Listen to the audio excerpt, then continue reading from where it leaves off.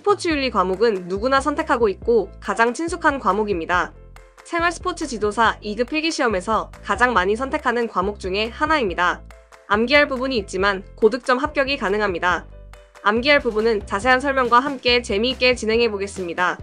고득점 합격 방법은 본 영상을 중간에 멈추지 않고 끝까지 보시면 무릎을 치며 바로 이것이구나 하고 동의하게 될 것입니다.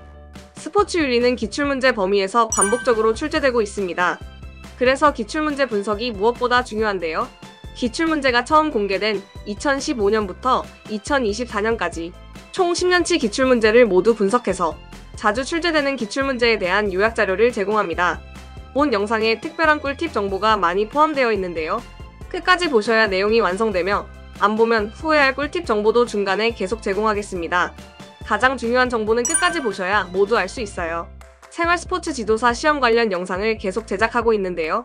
매년 시험 문제를 반영하여 추가로 제작하고 있습니다. 저는 보디빌딩 생활 스포츠 지도사, 골프 생활 스포츠 지도사 이성몽입니다. 질문이나 의견은 댓글 남겨주시고요. 본 영상에 달린 댓글에 모두 답변 드리겠습니다. 중간에 멈추면 본 영상을 다시 찾기 어렵거든요. 일단 구독과 좋아요 누르면 다시 쉽게 찾을 수 있어요. 아시죠?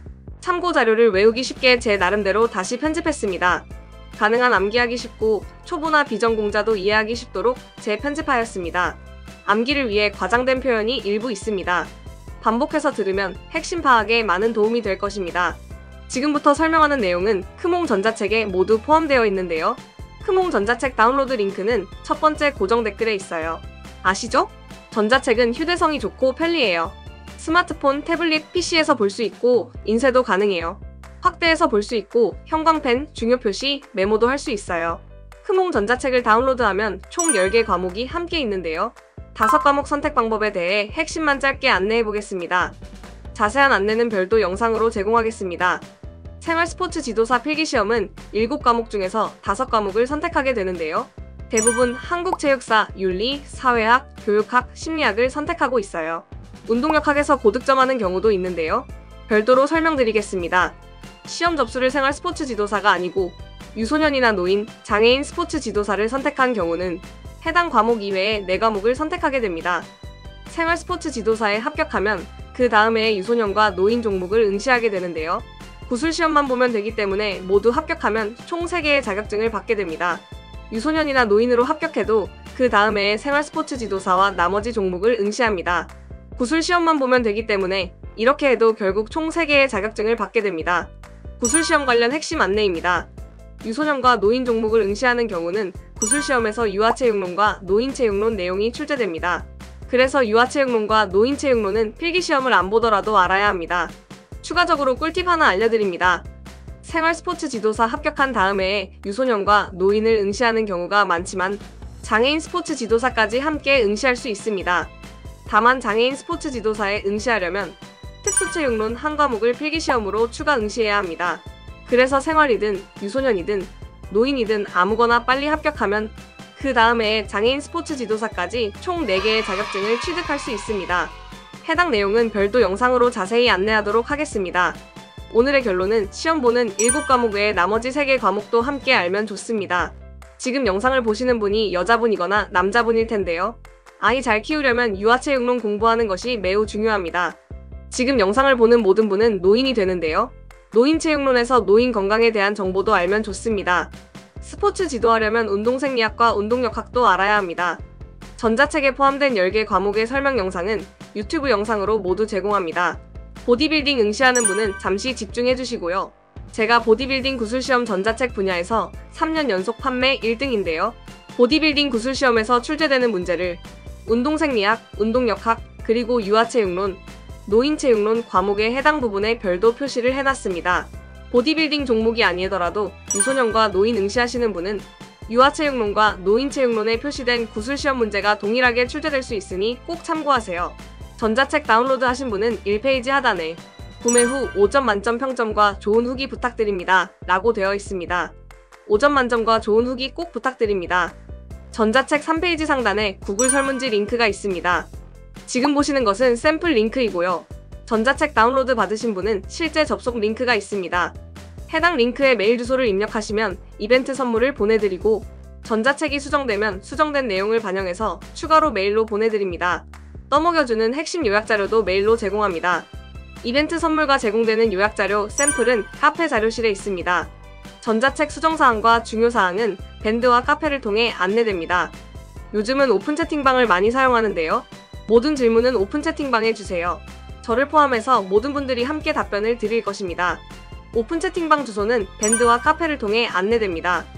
스포츠 윤리 기출문제 요약자료 설명은 지금 시작합니다. 반복해서 들으실 분은 지금부터 반복해서 들으면 됩니다. 자, 오늘은 떠먹여주는 핵심 요약자료에서 스포츠 윤리 같이 보겠습니다. 2015년부터 전체 10년치 기출문제가 모두 있습니다. 목차 보시면요, 총 8장인데요. 1장 스포츠와 윤리, 제2장 경쟁과 페어플레이, 3장 스포츠와 불평등, 4장 스포츠에서 환경과 동물 윤리, 5장 스포츠와 폭력, 6장 경기력 향상과 공정성, 7장 스포츠 인권, 8장 스포츠 조직과 윤리가 있는데요. 자, 세부 내용 빠르게 한번 살펴보고 1장부터 심도 있게 자세히 보도록 하겠습니다. 자, 1장은 스포츠와 윤리인데요. 전체 문제가 다 있고 그 중에서 최근 4년치만 출제 빈도를 봤더니 그 최근 4년치면 20문제씩 4년 총 80문제 중에서 25문제 출제되었습니다. 31.25%. 가장 많은 출제 비율을 보이고 있습니다. 1장에서는 스포츠 윤리와 도덕, 사실 판단과 가치 판단, 윤리 이론 부분에서 반복적으로 출제되고 있는데요. 세부적으로 보면은 스포츠 윤리적 기초에서 도덕, 윤리, 선, 이 부분이 출제가 좀 되었고요. 다음으로 스포츠 윤리에서 역할, 윤리는 무엇인가, 목적, 이런 부분들이 출제가 되었습니다. 그리고 사실 판단과 가치 판단, 이 부분도 출제가 좀 많이 됐어요. 5번 이상 되어 있고요. 세부적으로 잠시 후에 보도록 하겠습니다. 예, 다음은 레스트의 도덕성 구성 요소인데요. 민감성, 판단력, 동기와 품성화로 구분했습니다. 레스트, 왜 이렇게 구분한 거예요? 네, 세부적인 내용 잠시 후에 보도록 하겠습니다. 자, 1장의 하이라이트입니다. 이제 의문론적 윤리랑 이제 공리주의 이 부분인데요. 칸트하고 벤담이 있는데 일단 세부적으로 의무론적은 의무로 해야 되는 거고 공리, 목적, 결과 있는 부분들인데요. 잠시 후에 세부적으로 보도록 하겠습니다. 출제가 많이 됐어요. 윤리 이론에서 이제 덕론적 윤리가 있습니다. 덕윤리라고 하는데 이 부분도 출제가 좀 되었습니다. 잠시 후에 보도록 하겠습니다. 다음으로 이제 배려윤리, 윤리적 상대주의, 의무주의가 있는데요. 잠시 후에 보도록 하겠습니다. 네, 일장에서 또 많이 출제되는 부분, 네, 공자, 맹자, 노자 이 부분도 있습니다. 그래서 이 출제 빈도가 10회 이상이어서 좀 많이 출제되고 있는데요. 세부적으로 잠시 후에 보도록 하겠습니다. 네, 2장 경쟁과 페어플레이인데요. 이 부분은 전체 최근 4년 동안 15% 정도 출제가 되고 있고요. 이제 아공과 아르테, 스포츠맨십, 페어플레이 이 부분에서 출제가 반복적으로 나오고 있습니다. 이제 아공과 아르테의 차이점 제가 잠시 후에 구분해 보겠고요. 다음은 에토스입니다. 에토스도 가끔 나왔습니다. 다음은 스포츠맨십과 페어플레이 이 구분인데요. 이 부분은 어렵지 않고 쉬운 부분이에요. 핵심 내용을 잘 알아야 합니다. 이 스포츠 규칙도 많이 나왔어요. 5번 이상 나왔는데요. 이 형식과 비형식으로 구분되는 부분인데 어떻게 구분되는지 잠시 후에 보도록 하겠습니다. 반칙입니다. 반칙 2번 나왔는데요. 세부적으로 잠시 후에 보도록 하겠습니다. 3장은 스포츠 불평등인데요. 최근 4년 동안은 이제 8.75% 나왔고요. 스포츠 성차별, 인종차별 부분에서 출제가 많이 되고 있습니다. 스포츠 성차별 자세히 보도록 하겠고요. 인종차별도 많이 나왔어요. 5번 이상 출제되었고요. 그 사례랑 세부 내용 잠시 후에 보도록 하겠습니다. 스포츠 장래 차별도 몇 번 문제 나왔습니다. 이 부분도 자세히 보도록 하겠습니다. 4장은 이제 스포츠에서 환경과 동물 윤리인데요. 최근 4년 동안은 이제 5% 출제가 되었고요. 이제 환경 윤리, 동물 윤리 부분에서 출제가 되고 있습니다.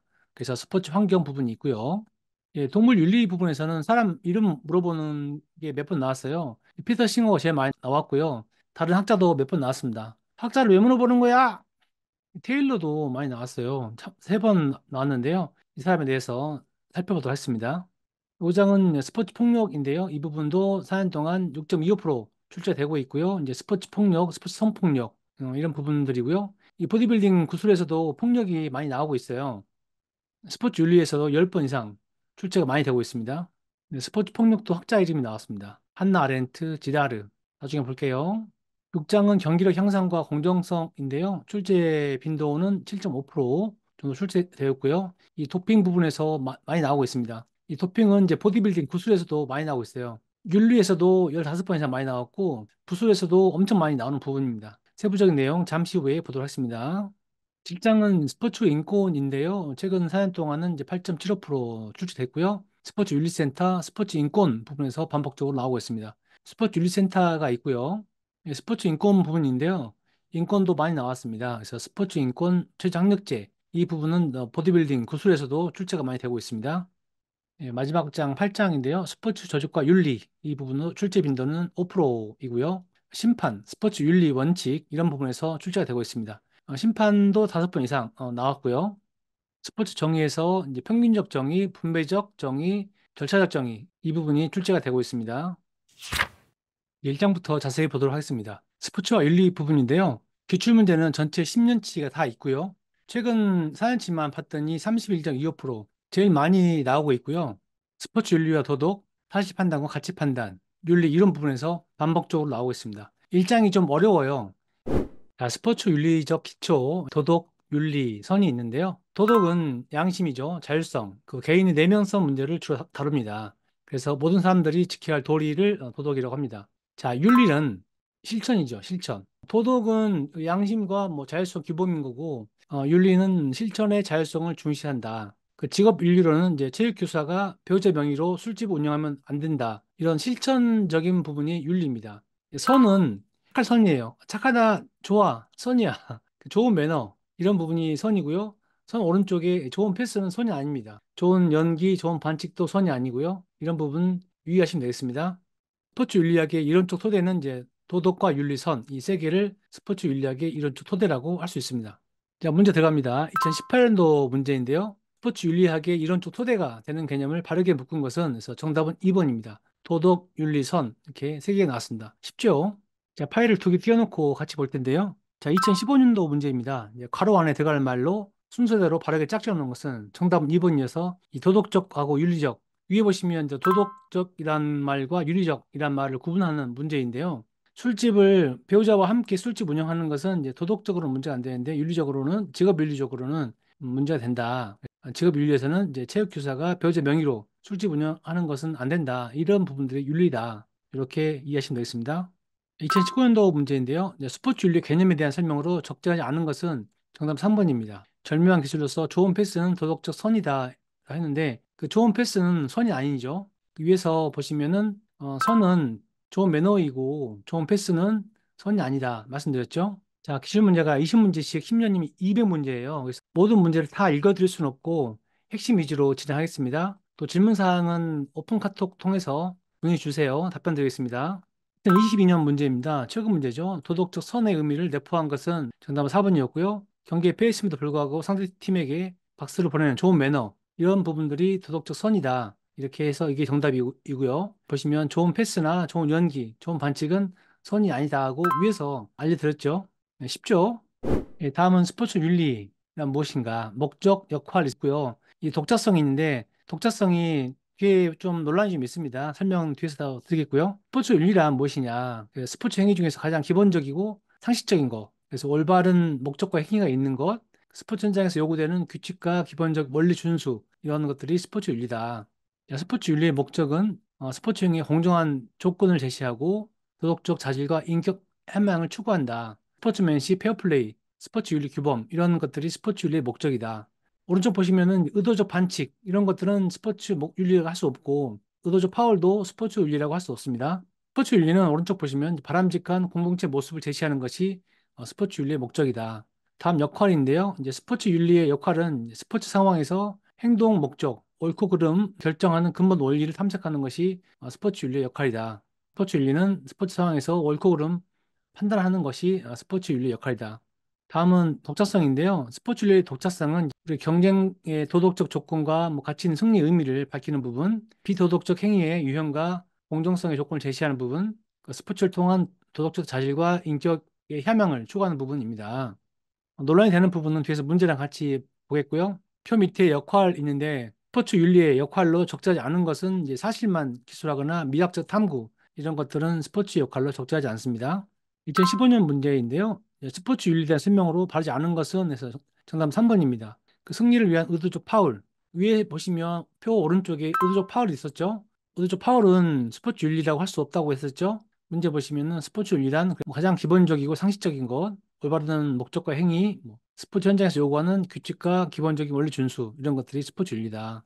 다음 2021년 문제죠. 최근 4년 안에 들어가는 문제인데요. 스포츠 윤리의 목적으로 적절하지 않은 것은 정답은 2번이었습니다. 의도적 반칙. 반칙은 이제 스포츠 윤리의 목적이 아니죠. 2020년도 문제인데요. 이제 스포츠 윤리 역할로 적절하지 않은 것은 정답은 1번이었고요. 스포츠 현상에 대한 사실만을 기록하는 것은 역할로 적절하지 않습니다. 위에 표 밑에 보시면 스포츠 역할로 적절하지 않은 것은 사실만 기술하는 것은 적절하지 않다고 말씀드렸죠. 다음은 2023년도 문제예요. 최근 문제죠. 이제 스포츠 윤리 역할이 또 나왔는데 적절한 것으로 고른 것은 해서 정답은 2번. 예, 기억 니을이 적절한 것이고 니은 디귿이 적절하지 않은 것인데요.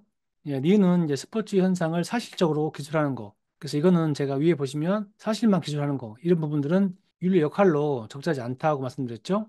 그리고 미학적 탐구. 이 부분도 표 밑에 보시면 미학적 탐구는 스포츠 역할 적절하지 않다. 그래서 두 개가 적절하지 않고 적절한 것은 이제 기억 니을, 스포츠 상황에서 옳고 그름 판단하는 부분, 그 윤리적 원리와 스포츠인에게 요구되는 행위 탐구 이런 것들이 스포츠 윤리 역할로 적절하다. 이렇게 볼 수 있습니다. 다음 2016년도 문제예요. 이제 스포츠 윤리의 독자성 부분인데 옳지 않은 것은 1번이었습니다. 스포츠 문제 해결과 관련하여 법의 필요성을 강조한다. 법의 필요성은 스포츠 윤리의 독자성과는 관련이 없죠. 관련 있는 부분들은 이제 경쟁의 도덕적 조건과 승리의 의미, 공정성의 조건 제시, 도덕적 자질과 인격 함양 추구하는 부분들. 그래서 이게 답이고 1번이 답이 아닌 부분이었습니다.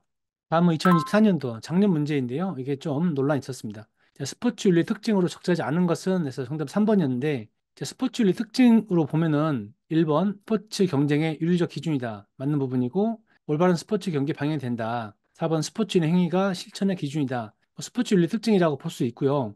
이제 보편적 윤리로는 다룰 수 없는 독자성이 있다. 이게 적절하지 않다고 해서 독자성이 없다고 답이 된 건데 근데 우리 스포츠 윤리가 별도로 있잖아요. 그래서 독자성이 있다라는 말도 맞는 말이고 근데 어떤 문제의 교재에는 독자성이 또 없다는 그런 교재가 있어요. 그 스포츠 윤리가 일반 윤리랑 특별히 다르지 않고 독자성이 없다 이런 교재가 있어가지고 이게 정답으로 해서 이렇게 틀리는 걸로 했는데 약간 논란이 좀 있었습니다. 이 신청했는데 수행이 안 됐어요. 또 독자성 문제가 나오지는 않을 것 같긴 한데 하여튼 그런 독자성이라는 게 스포츠 윤리가 독자적으로 우리가 있지만 일반적인 보편적 윤리학하고는 또 다른 점이 독자성이 없다 이렇게 보는 관점도 있기 때문에 일단 참고만 하시면 되겠습니다. 다음은 스포츠 윤리에서 사실 판단과 가치 판단인데요. 이 부분이 출제가 많이 됐어요. 5번 이상 됐죠. 제가 지금 출제 빈도를 별 5개는 별 5개까지는 5번, 6번까지가 별 5개고 5회 이상은 6회부터 9회까지예요. 그래서 좀 많이 나온 거예요. 5회 이상, 10회 이상도 있는데 5회 이상도 좀 많이 나온 부분입니다. 자, 사실 판단은 사실적인 거예요. 객관적인 사실이죠. 그 박태환 선수가 아시아 선수 수영대회에서 대회 신기록을 수립했다. 사실이죠. 이런 부분들, 뭐 금메달을 땄다, 올림픽이 1년 연기됐다, 이런 부분들이 사실 판단인 거고, 자, 가치 판단은 사실이 아니고 가치적인 거예요. 그 당위성 판단. 그래서 도덕적인 것, 미적인 것, 사리 분별, 이런 당위에 관한 부분들이 가치 판단이에요. 예를 들면은 이제 축구에서 넘어진 상대 선수를 일으켜준 박지성 선수는 훌륭하다. 이런 부분들이 가치 판단인 부분입니다. 그래서 사실 판단은 진위적인 부분이고 가치 판단은 당위적인 부분이고 이렇게 구분할 수가 있습니다.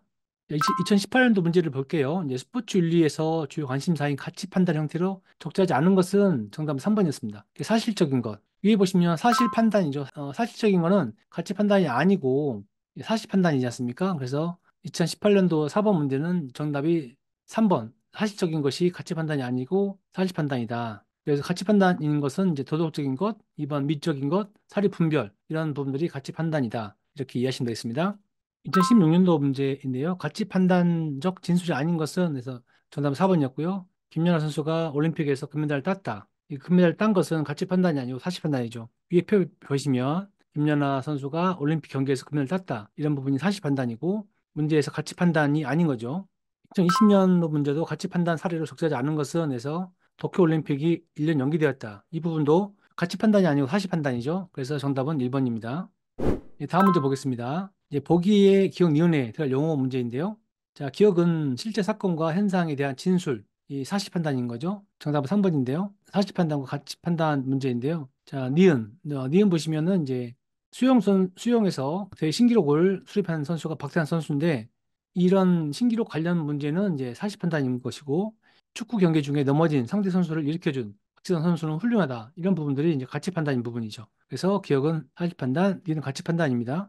자, 다음 문제입니다. 2021년도 문제인데요. 이제 기억 니은에 들어갈 용어 문제인데요. 정답은 1번으로 이제 진위 당위 부분이고 표 밑에 보시면 사실 판단이 진위이고 가치 판단은 당위라고 했지 않습니까? 이 부분에 대한 내용입니다. 세부적으로 볼게요. 이제 판단에 대한 문제인데요. 판단은 크게 이제 사실 판단과 가치 판단으로 구분되는데 사실 판단은 실제 스포츠에서 일어난 사건의 현상에 대한 진술을 말한다. 따라서 진위를 가릴 수 있다는 거죠. 사실 판단은 진위를 가릴 수 있죠. 그래서 기억은 이제 진위인 부분이고 이에 반해서 가치 판단은 이제 옳고 그름, 바람직하지 않거나 그렇지 못한 것 이런 부분들이기 때문에 가치 판단은 주로 이제 당위적인 부분에 근거한다. 이 부분에 대한 문제였습니다.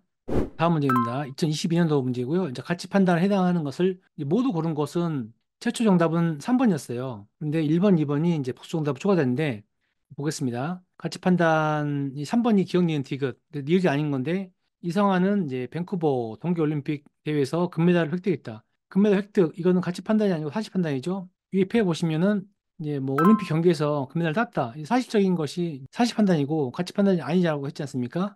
그 문제 보시면은 그 금메달 획득 이 부분이 이제 가치 판단이 아니고 사치 판단이고 위에 보시면은 기억 뭐 연기는 아름답다 뭐 고지방 음식을 피해야 한다 상대방한테 인사하는 것은 옳은 행위다 이런 부분이 가치 판단이기 때문에 정답은 3번입니다. 근데 기억 니은 디귿 3번인데 지문이 기억 디귿 요렇게 두 개 또 니은 디귿 이렇게 두 개 그거 한 사람 있었겠죠? 이거 한 사람들이 아니 이것도 정답 해주세요 엄청나게 이의제기 위해서 알았다 해줄게 그래서 기억 1번과 2번도 다 정답되었습니다. 참고하시고요.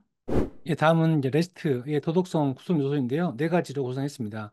도덕적 민감성, 감수성 부분인데 스포츠 상황에서 도덕적 딜레마를 지각하는 것, 스포츠 현장에서 도덕적 이슈를 감지하고 뭐 행동 영향, 상상하는 것을 도덕적 민감성이라고 했습니다. 도덕적 판단력은 이제 스포츠 상황에서 옳고 그름을 판단하는 부분, 도덕적 동기화, 이게 정답으로 한번 나왔는데요. 다른 가치보다 정정당당하게 경기에 임하는 가치를 두는 것, 이런 것을 도덕적 동기화라고 했습니다.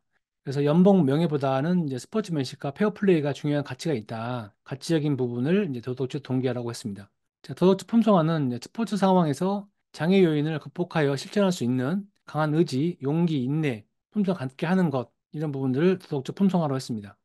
문제 보겠습니다. 2019년도 문제인데요. 이제 레스트의 도덕적 사구성 요소 모형을 스포츠 윤리 교육에 적용한 내용이다. 기억 니은에 해당하는 것으로 바르게 연결된 것은 그래서 정답은 4번이고 도덕적 동기화인데요. 지금 가나다라 해서 위에 표 보시면 도덕적 민감성부터 판단력, 동기화, 품성화 이 부분을 해놓고 세 번째를 빈칸으로 해놓은 거죠. 그래서 정답이 도덕적 동기화가 되는데요. 도덕적 동기화는 이제 다른 가치보다 정정당당하게 경기하는 것을 가치를 두게 하는 것, 이 부분이 도덕적 동기화였습니다. 이 세 번째를 맞추는 좀 어려운 문제였습니다. 다음 문제 보겠습니다. 2022년도 문제인데요. 이제 레스트의 도덕적 구성 요소는 해서 정답 1번이었는데 도덕적 감수성에 대한 문제였어요. 위에 펴 보시면 도덕적 감수성이 첫 번째 있죠. 자, 문제의 기억은 이제 스포츠 현장에서 발생하는 특정 상황 속에서 내포된 도덕적 이슈들을 감지하고 그 상황에서 어떠한 행동을 할 수 있으며 그 행동들이 관련된 사람들에게 어떤 영향을 미칠 수 있는가를 상상하는 것을 말한다. 그래서 이 부분이 도덕적 감수성이었습니다. 도덕적 이슈를 감지하는 부분. 이 부분이 이제 감수성이죠. 그래서 정답은 1번이었습니다. 그래서 이 문제를 풀려면 여기 있는 표를 다 알아야 되는 거죠. 우와, 다 외워야 된다고? 윤리 다 외워야 돼요. 네, 이거 외우면 맞출 수 있습니다. 출제가 많이 되지는 않고 있는데요. 다음 문제입니다. 2021년도 문제인데요. 이제 레스트의 도덕성 구성 요소 중에서 정답은 3번이어서 도덕적 동기화가 나왔어요. 위에 표 보시면 도덕적 동기화가 한 번 2019년도에 나왔었죠. 그래서 두 번 나왔네요. 자세히 보시면은 문제 보시면 이제 자 직업 선수에게 가장 중요한 것은 뭐라고 생각해? 그래서 미라가 연봉이지. 그래서 은숙이 연봉 매우 중요하지. 하지만 나는 연봉 명예보다 연봉 명예의 가치보다 스포츠인으로서 스포츠맨십과 페어플레이가 가장 중요한 가치를 생각해. 이 부분이 레스트에서 어떤 요소냐? 도덕적 동기화다. 그래서 위에 펴 보시면은 도덕적 동기화는 이제 가치에 중심을 두고 연봉의 명예보다 스포츠맨십과 페어플레이가 중요한 가치다. 이 부분이 문제가 나왔습니다. 자, 그래서 레스트의 도덕성 구성 요소는 제가 표를 정리해 드렸으니까 이 표만 몇 번 보시면 문제 맞출 수 있겠죠? 네, 다음은 이제 의문론적 윤리랑 이제 공리주의, 목적론적, 결과론적 같이 보겠습니다. 이 부분이 출제가 많이 되고 있어요. 1장에서 가장 중요한 부분이고요. 약간 어려워요. 그래서 이거는 반복해서 보시고 요 내용들을 반복해서 보시면 쉬워질 거예요. 그래서 처음에는 좀 어려운데 반복해서 보시면 쉬워집니다. 저랑 함께 같이 한번 해보겠습니다. 자, 의문원적. 너 의무야. 꼭 해야 돼. 그런 거예요. 꼭 해야 되는 거예요. 자, 의문원적은 인간이면 마땅히 도덕적 의무를 지켜야 한다. 그러니까 마땅히 해야 할 것을 의무론적이에요. 칸트가 이제 정언적 명령, 가언적 명령에서 명령을 두 개를 제시했는데, 자, 정언적, 딱 정했어. 그래서 무조건적으로 절대적으로 해야 될 것이고, 가언적이라는 것은 가언이라고 하면은 한문이 이제 거짓가 이런 건데, 그냥 가변적, 뭐 가정하다, 가짜. 가정하다 할 때 한문이랑 같은 거예요. 그래서 뭔가 조건적이고 가정하고 정해지지 않은 이런 것을 가언적인데 이거랑 대비해서 정언적 명령이 있다. 이거는 이제 무조건적으로 해야 된다. 이게 의무론적이다. 이렇게 보시면 되겠습니다.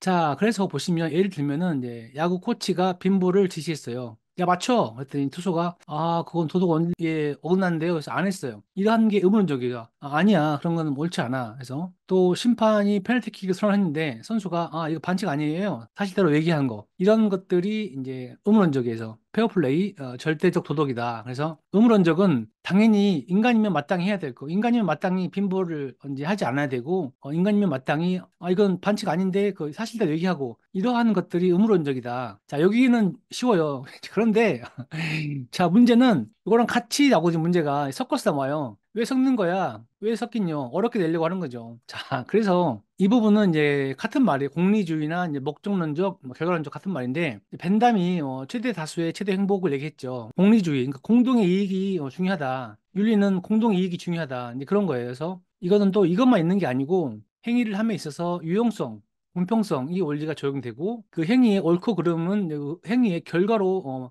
따라 결정된다. 그래서 결과와 목적이 중요하다. 이 부분이 이제 공리주의 목적론적이에요. 그 모든 스포츠의 권리는 동등하게 보장돼야 한다. 이렇게 동등한 공평성 이게 나오면은 이제 공리주의다. 그리고 이제 선수 행동이 옳은 좋은 결과이면 도덕적으로 옳은 것이다. 예를 들어서 축구할 때 감독이 야, 거칠게 수비해. 우리 무조건 막어. 그래서 그러면 이제 B 선수가 이제 파울로 인해서 결과가 유용하면 선수 전체에게 이익을 줄 수 있다고 하면은 그건 옳을 것이라고 생각하는 거. 그러니까 이게 맞는지 틀리는지 보다는 이런 것들이 이제 공리주의, 이제 목적론적, 결과론적이다. 그래서 우리 축구할 때 우리가 좀 분리할 때 파울을 해서 최대한 승부를 가져가는 거 그게 이제 옳을 것이다 하고 보는 거죠. 옳다는 것보다는 의무론적이랑은 약간 이제 대비되는 건데 하여튼 이렇게 결과가 좋으면은 이제 거친 파울이라도 다수에게 이익이 있으면 윤리적으로 옳을 것이다 하고 생각하는 거 이러한 것들이 이제 공리주의, 목적론적, 결과론적이에요. 이해되시죠? 그러니까 이게 맞다 틀리다를 따지면 안 되고 이러한 것들이 이제 공리주의, 목적론적, 결과론적 윤리다 이렇게 이해하시면 되겠습니다. 그래서 밑에 보시면 의무론적 윤리는 이제 마땅히 지켜야 할 것이고 그 행위와 의도와 동기가 중요하고요. 절대적 도덕 규칙이다. 이제 이게 의무론적이다. 다시 한번 정리해 드렸습니다. 문제 같이 보겠습니다. 자, 문제 2021년도 문제인데요. 이제 영웅 맞추는 문제였어요. 사상가. 정답이 정언적이랑 칸트였는데 여기 보시면은 이제 가언적으로 하지 않고 어떠한 경우에도 선수는 반드시 행하라는 명령의 형태로 존재한다. 이 부분이 이제 의무론적 윤리의 대표 철학자 칸트의 정언적 명령이었죠. 그래서 정언적 칸트. 위에 보시면 이제 칸트 정언적 있습니다. 다음은 작년 문제예요. 보기의 내용과 밀접한 것. 자, 보기는 이제 정답이 정언 명령이었는데 정정당당하게 하는 거, 어떠한 경우에도 최선을 다해야 된다. 운동선수는 페어플레이를 해야 된다. 이 부분이 정언 명령입니다. 위에 페어 보시면 오른쪽 오른쪽 보시면 밑에 페어플레이 부분 있죠? 뭔가 좀 공정하게 하는 부분 이런 것들이 이제 의무론적 윤리다. 그래서 밑에 문제 보시면 정답은 정언 명령이었고요. 칸트 명령을 정언 명령과 이제 가언 명령으로 제가 구분했다. 칸트가 다 했다. 그래서 정언 명령은 내가 원하지 않는 일을 남에게 하지 말라. 조건 없이 지켜야 할 도덕 규칙이다. 정정당당 페어플레이 이러한 것들이 정언명령이다. 참고하시고요. 다음으로 2016년도 문제는 이제 보기 사례에서 투수가 선택한 윤리체계는 정답은 의무론이었는데 야구에서 투수가 빈볼 던지라고 했는데 투수가 이거는 원칙에 어긋난다고 해서 정상적으로 투구했다. 안 따른 거죠. 이게 이제 의무론이다. 다음 2018년도 문제도 같은 문제예요. 이제 윤리 이론 맞추는 거였는데 정답이 의무론이었고 심판이 페널티킥을 선언했는데 선수가 내가 스스로 넘어졌지 반칙이 아니다 말하는 거 이러한 것들이 이제 의무론이죠. 최근 우리나라에서도 손흥민 선수가 이제 그렇게 또 했죠. 이게 이런 부분들이 의무론이다. 다음 문제 보겠습니다. 20년도 문제인데요. 이거는 지문이 많으면 좀 복잡합니다. 지문이 많으면 생각할 게 많거든요. 자, 문제는 이제 의무론적 도덕 추론에 해당하는 것을 고르시오 해서 정답은 2번이었고, 자, 기억, 니은, 미음. 위에 빨간색이 정답이었고요. 정답이 아닌 거 먼저 보겠습니다. 자, 니은 보시면 행위를 함에 있어서 유용성의 원리, 공평성의 원리 적용된다. 이 의문론이 아니고 목적론이죠. 위에 보시면은 행위를 함에 있어서 유용성의 원리, 공평성의 원리 이런 것들이 이제 공리주의, 목적론적 윤리라고 했죠. 자, 밑에 문제에서 3번 디귿 보시면은 이제 행위의 옳고 그름은 그 행위로 인해 발생하는 결과에 따라 결정된다. 위에 표 보시면 이제 공리주의에서 그 행위로 인해 발생되는 결과에 따라 결정된다. 이게 목적론적이죠. 문제 보시면 음론적에 해당하지 않기 때문에 해당하는 것은 이제 기억, 니을, 미음입니다. 자, 기억 보시면 뭐 절대적인 도덕 규칙, 니을 보시면 정언적 도덕 추론, 미음 보시면 선의지, 목적은 수단을 정당할 수 없다. 부분들이 음론적이었기 때문에 정답은 2번이었습니다. 다음 2022년도 최근 문제라고 할 수 있죠. 자, 의문문적 도덕 추론에 해당하는 것만을 모두 고른 것은에서 이제 복수 정답이 추가되는데 이 모두 고르면 이 복수 정답이 가끔 되더라고요. 자, 원래 정답은 4번이었죠. 3번이 이제 복수 정답으로 추가됐는데 이제 보겠습니다. 밑에 보시면은 이제 원래 정답인 4번은 이제 기억, 니을, 미음 밑에 맨 밑에 세 개였는데 지금 니은까지 정답으로 추가돼서 3번도 복수 정답이 되었습니다. 자, 의문문적 도덕 추론에 해당하는 것만인데 아는 거 먼저 볼게요. 자, 1번. 음론적 도덕 추론은 이제 가언적 도덕 추론이다. 그래서 가언적이란 말이 안 맞죠. 그 가언적이 아니고 정언적이죠. 네. 가언적인 건 없어요. 그래서 가언적이라고 나오면 무조건 답이 아니에요. 가언적이라고 나온 건 없죠. 다 정언적이기 때문에 참고하시면 되겠고 이게 그래서 1번이 정답이 아니고 니은 보시면 스포츠 지도자, 선수 등의 행위 주체에 초점을 맞추고 있다. 이게 약간 애매해요. 이게 음론적이라고 보기도 그렇고 아니라고 보기도 그렇고 약간 애매한 부분이 있어가지고 이것도 해줘 막 그래가지고 이인식 말해서 알았다 이거 해줄게 그래서 이것도 이제 정답으로 초과됐습니다. 원래 맞는 거 보시면 디귿 보시면 절대적인 도덕 규칙 의문적이죠. 예, 선수가 갖춰야 할 뭐 내적인 태도 이런 부분들 정정당당한 부분들 착한 의지 선의지 이런 부분들이 의문적에 속하기 때문에 정답은 4번이었고 3번도 정답으로 해줬다 참고하시고요. 자, 다음은 보겠습니다. 최근 문제인데요. 2023년도 결과론적 윤리관에 해당하는 것만을 고른 것은 정답은 니은 디귿 두 개가 결과론적이고 정답 아닌 거 먼저 보겠습니다. 첫 번째는 경기에 지더라도 경기 규칙 반드시 준수한다. 반드시 준수 의문론적이죠. 자, 그리고 위에 보시면 스포츠 경기에서 페어플레이 페어플레이는 의문론적이에요. 위에 페어 보시면 의문론적에서 오른쪽 보시면 페어플레이 있죠. 반드시 또 페어플레이 이런 부분들이 의문론적이다. 밑에 문제 보시면 그래서 결론적으로 기억 니을이 이제 의문론적이기 때문에 결과론적이 아니어서 정답은 니은 디귿인데요. 니은 디귿 좀 보겠습니다. 개인의 최우수 선수상보다 팀 우승이 더 중요하다. 이거는 이제 무조건 결과가 더 중요하다는 결과론적이죠. 경기에서 승리가 더 중요하다. 결과론적이죠. 이 두 개가 결과론적입니다. 정답은 3번이었습니다.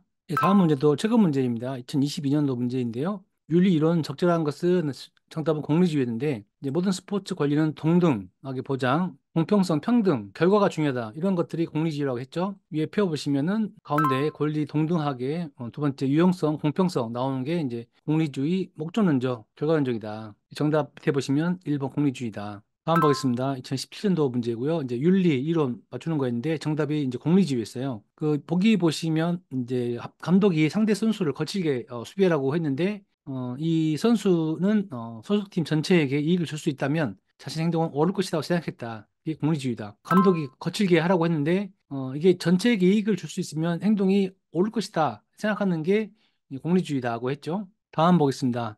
2017년도 문제인데요. 문제 보시면 윤리 이론의 난점 부분인데요. 이 윤리 이론 난점이 몇 개 나오는데 이게 좀 어려워요. 저랑 같이 보겠습니다. 자, 윤리 이론 난점으로 옳은 것은 했습니다. 그래서 보시면은 이제 보복성 빈볼 지시했는데 이 투수가 이제 부상을 입히는 행위는 도덕적으로 옳지 않다고 판단했다. 의문론적 윤리죠. 그러니까 의문론적 윤리의 난점이에요. 정답 2번인데 의문론적 윤리는 도덕 규칙 간의 갈등 상황에서 실질적인 해결책을 제시하지 못할 수 있다. 이 부분이 의문론적 윤리의 난점입니다. 자, 다음은 이제 그 다음 연도 2018년도 문제인데요. 윤리적 입장의 난점으로 볼 수 없는 것은 했어요. 더 헷갈리죠? 정답이 2번인데 지문 보시면 보기 보시면 이제 A팀 감독이 의도적 반칙을 해서 부상을 입히라고 작전 지시를 했고 조장 고민 끝에 실행에 옮겼어요.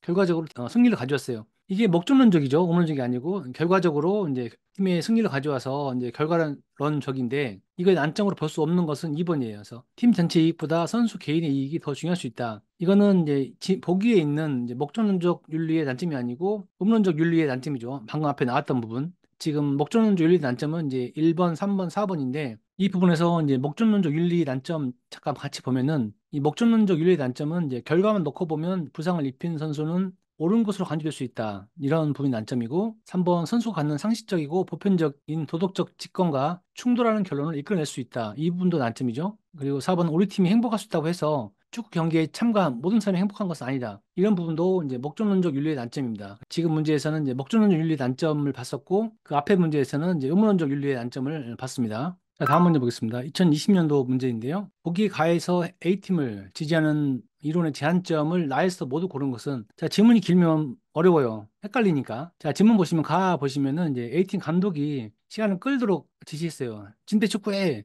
라고 했더니 결과적으로 승리했어요. 이게 목적론적이죠. 결과가 중요한 목적론적 윤리인데 이거의 제한점을 나에서 고르라고 했어요. 정답 먼저 보시면 2번인데요. 이제 기억, 디귿, 미음. 그래서 기억과 디귿, 미음이 목적론적 윤리 제한점이고 니은, 니을이 의문론적 윤리 제한점이에요. 그래서 목적론적 윤리 제한점 먼저 보시면 결과로 행위를 평가하지 못하기 때문에 정의 문제가 소홀해질 수 있다. 이 부분이고 디귿 보시면 일반적인 사실로부터 도덕적인 당위를 추론하지 못할 수 있다. 그리고 미음 보시면 개인의 이익과 공공의 이익이 충돌할 때 사회의 희생을 당연시한다. 이 부분이 이제 목적론적 윤리 제한점이고요. 참고사항으로 니은, 니을 보겠습니다. 이거는 의문론적 윤리 제한점인데 니은은 이제 도덕 규칙 간의 충돌 문제가 발생했을 때 실질적인 도움을 주지 못할 수 있다는 부분이고 니은은 사회 전체의 이익을 제대로 고려하지 못한 경우가 있다. 이 부분이 의문론적 윤리 제한점입니다. 참고하시고요. 다음은 2013년도 문제입니다. 윤리 이론 난점인데 이 난점 부분이 처음에 볼 때는 헷갈리는데 몇 번 반복해서 보시면 그렇게 어렵지는 않습니다. 문제 지문이 대부분 정답이 같은 문제예요. 보기 보시면 의도적 파울을 지시한 A 선수가 이제 부상을 입힐 수 있기 때문에 도덕적으로 옳지 않다고 판단했다. 이 부분이 의문론적이죠. 위에 표 보시면 이제 의문론적에서 빈보를 지시했지만 따르지 않는 부분이 의문론적이잖아요. 의문적 윤리의 난점으로 설명한 것은 적절한 것은 그래서 정답은 1번입니다. 사회 전체의 이익을 고려하지 않는 경우 발생한다. 이 부분이 난점이죠. 다음은 일회성 문제입니다. 일회성 문제이고요. 2019년도 문제입니다. 그래서 지금 문제가 전체 10년치 200문제, 20문제씩 10년치 200문제 다 있는데 설명은 다 할 건데 편집 과정에서 좀 오래된 거는 일부 축소될 수 있어요. 그래서 설명이 없는 부분들을 한번 읽어보시고 어려운 내용들은 이제 오픈 카톡에서 문의 주시면 추가적으로 답변을 드리도록 하겠습니다. 자, 2019년도 문제는 윤리적 난점인데 좀 다른 문제예요. 이제 막스 베버의 책임 윤리 난점인데 이거 문제 보시면은 이제 결승전 바로 앞에서 탈진해서 쓰러졌어요. 그래서 이 선수를 돕는 것이 스포츠 선수로서의 마땅한 행위다. 그래서 넘어진 선수를 부축해서 결승선까지 함께 갔지만 최종 성적은 순위권 밖으로 밀려났다. 이게 이제 막스 베버의 책임 윤리인데 이 난점으로는 4번 보시면 행위가 가져올 사회의 이익과 손해를 고려해 행동해야 된다. 이 부분이 이제 막스 베버의 책임 윤리인데 난점 부분입니다. 참고하시고요. 다음은 일회성 2023년도 문제입니다. 이제 가로 안에 들어갈 공통 용어는 그래서 정답이 선의지였습니다. 칸트에게 도덕성의 기준은 선의지이다. 칸트에 의하면 페어플레이도 선의지가 없으면 도덕적이라고 볼 수 없다.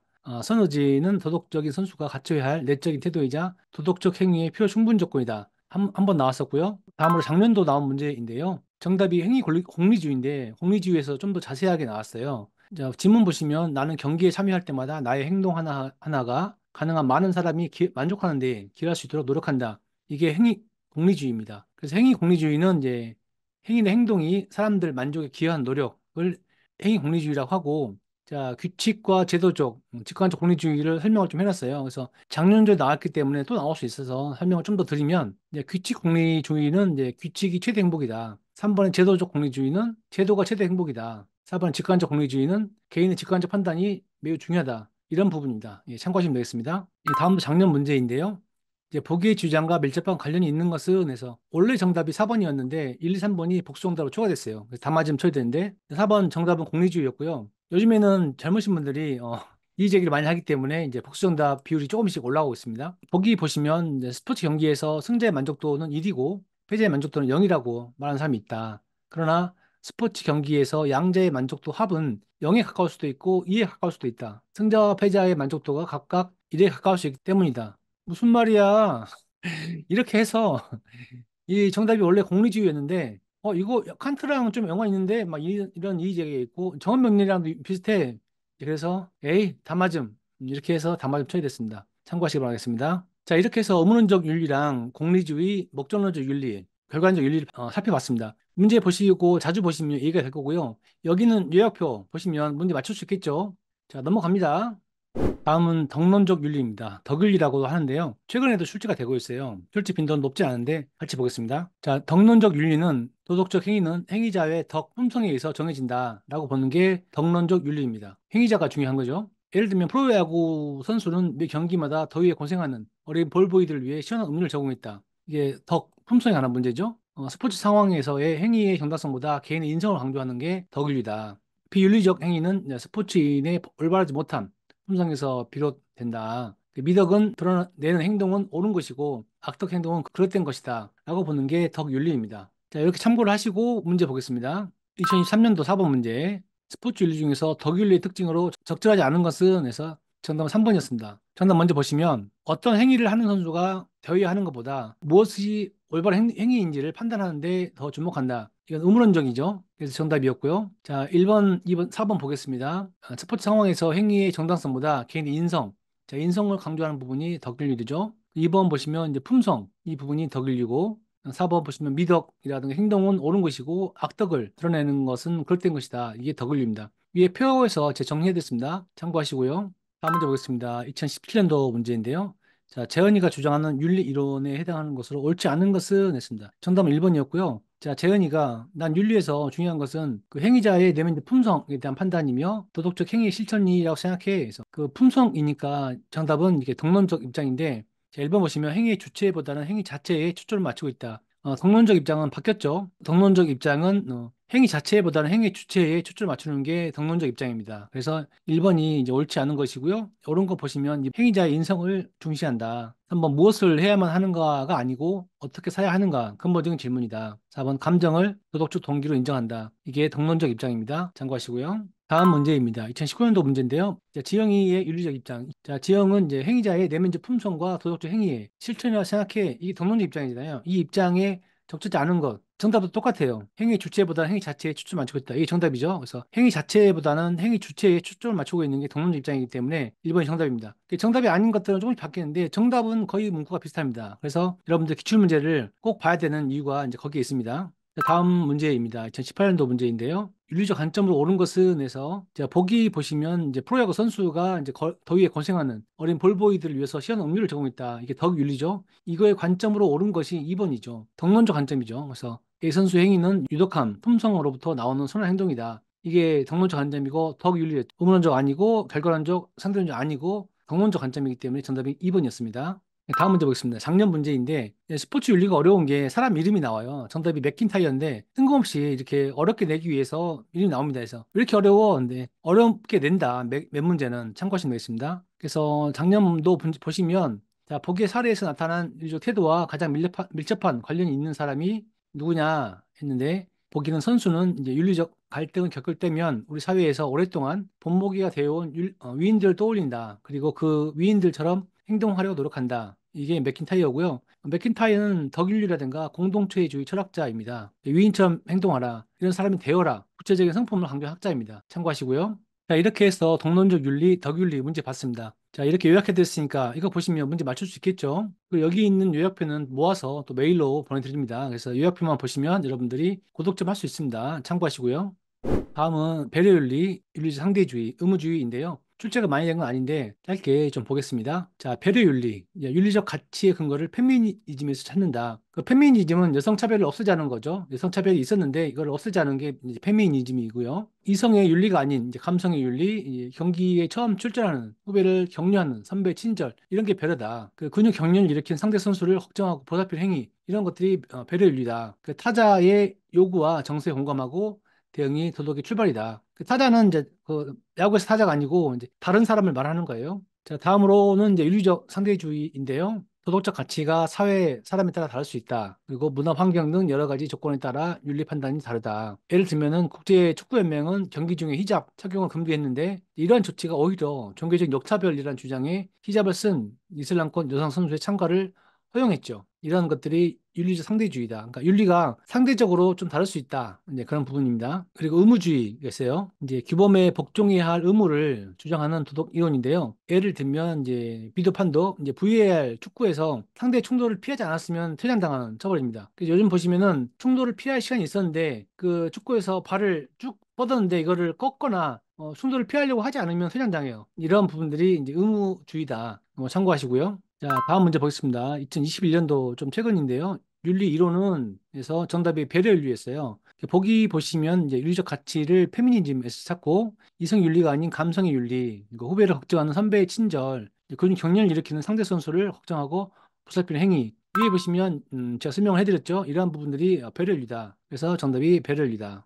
다음도 문제 보겠습니다. 이것도 이제 피파 판단 과정에 영향을 준 윤리 이론 물어본 문제고요. 정답은 3번이었습니다. 윤리적 상대주의 문제였는데요. 자, 축구 연맹에서 히잡 착용을 금지했었는데 그런데 보니까 이러한 부분들이 오히려 종교적 역차별이다. 그래서 오늘날은 히잡을 쓴 이슬람권 여성 선수들 참가를 허용하고 있죠. 이런 부분들이 뭐냐? 정답은 윤리적 상대주의다. 그래서 위에 펴보시면 제가 설명을 해드렸습니다. 참고하시고요. 다음 보시면 작년에도 이렇게 나옵니다. 자, 보기의 주장에 나타난 윤리적 관점은 정답이 윤리적 상대주의였어요. 지문이 좀 바뀌었죠? 이제 스포츠 행위의 도덕적 가치는 사회에 따라 또는 사람에 따라 다를 수 있다. 이런 것들이 무엇이냐? 이러한 것들이 3번 윤리적 상대주의다. 그래서 위에 표가 요약표가 중요한 거죠. 정답을 맞추는 데 있어서. 자, 다음 문제도 작년 문제입니다. 이것도 정답이 의무주의였어요. 위에 요약표 위에 보시면 요약표에서 계속 나오죠. 자, 축구 경기 비디오 판독에서 심판 B의 판정의 견해를 지지하는 윤리 이론이 무엇이냐? 심판 A가 상대 선수의 부상을 입었지만 퇴장은 가혹했다. 심판이 이제 이 선수는 충돌을 피할 시간이 충분했다. 그런데 피하려고 하지 않았다. 그래서 퇴장이다. 당연하다. 이게 의무주의다. 그래서 의무주의는 충돌 피할 시간이 있으면 충돌 피해야 한다. 그런 의무를 주장하는 부분이 의무주의고요. 그래서 이런 문제가 최근에도 나온다. 자, 이렇게 문제와 함께 배려윤리, 윤리적 상대주의, 의무주의 봤습니다. 이 요약표 있으면 문제 맞출 수 있겠죠? 다음 갑니다. 자, 다음은 이제 공자, 맹자 이야기입니다. 노자. 자, 공자, 맹자, 노자 이 부분이 출제가 많이 되고 있어요. 출제가 10회 이상이고요. 자, 1장 마지막 부분이고요. 1장에서는 앞에서 보았던 이제 의무론적, 너 의무야? 꼭 해야 하는 의무하고 공리주의, 목적론적, 결과론적 이 부분이 중요하고 공자, 맹자 이 부분을 외우면은 엄청 고득점 한다. 근데 쉽지 않다. 출제가 많이 되는 부분이니까 앞에 의무야 그 부분하고 공자, 맹자 부분은 이제 외우시면 여러분들이 윤리에서 고득점 할 수 있습니다. 자, 가보겠습니다. 이제 공자 충서, 공자의 충성에서 충서라고 외우시면 되겠습니다. 그 공자는 정명, 이 세 가지가 중요한 키워드고요. 충성에서 충서 하나씩 보겠습니다. 자, 마음의 중심을 잡아, 마음의 중심이죠. 마음의 중심, 충성. 마음의 중심을 잡아 한쪽으로 치우치지 않는 상태를 충이라고 하고, 서는 나와 타인의 마음이 서로 다르지 않다. 배려와 관용, 또 내가 원하지 않는 일을 남에게 하지 말라. 정언명령, 칸트 정언명령 있었죠. 이 부분이 괴를 같이 한다. 선은 정언명령이다. 이렇게 보시면 되겠습니다. 자, 정명은 사회 구성원의 모든 행위가 그 이름 역할에 적합하도록 행해야 한다. 자, 임금은 임금이고 신하는 신하 역할을 해야 한다. 이런 부분이 정명이라고 할 수 있습니다. 다음 맹자 보겠습니다. 자, 맹자는 이제 수호지심과 측은지심이 중요해요. 자, 수호지심, 측은지심이 중요한데, 자, 수호지심, 자신의 잘못을 부끄러워하고 타인 잘못을 미워한다. 이 부분이 수호지심이에요. 그래서 예를 들면 태권도 시합에서 실수를 심판 감점을 선언하지 않았어요. 결국은 승리했지만 부끄러운 마음에 조용히 집으로 갔다. 이러한 부분이 수호지심입니다. 하나 더 예를 들면은 이제 배구 경기에서 자신의 손을 맞고 터치아웃된 공을 심판이 보지 못해서 득점을 했어요. 스스로 부끄러워해. 이러한 부분들이 이제 수호지심이다. 자, 측은지심은 남을 불쌍히 여기는 타고난 착한 마음이죠. 농구 경기에서 자신과 부딪혀 부상을 당해서 병원으로 이송되는 상대 선수를 걱정해주는 마음, 이러한 부분들이 측은지심이다. 정리하면은 공자는 위에서 보시면 충성, 정명 이 부분이 공자이고 맹자는 수호지심, 측은지심이다.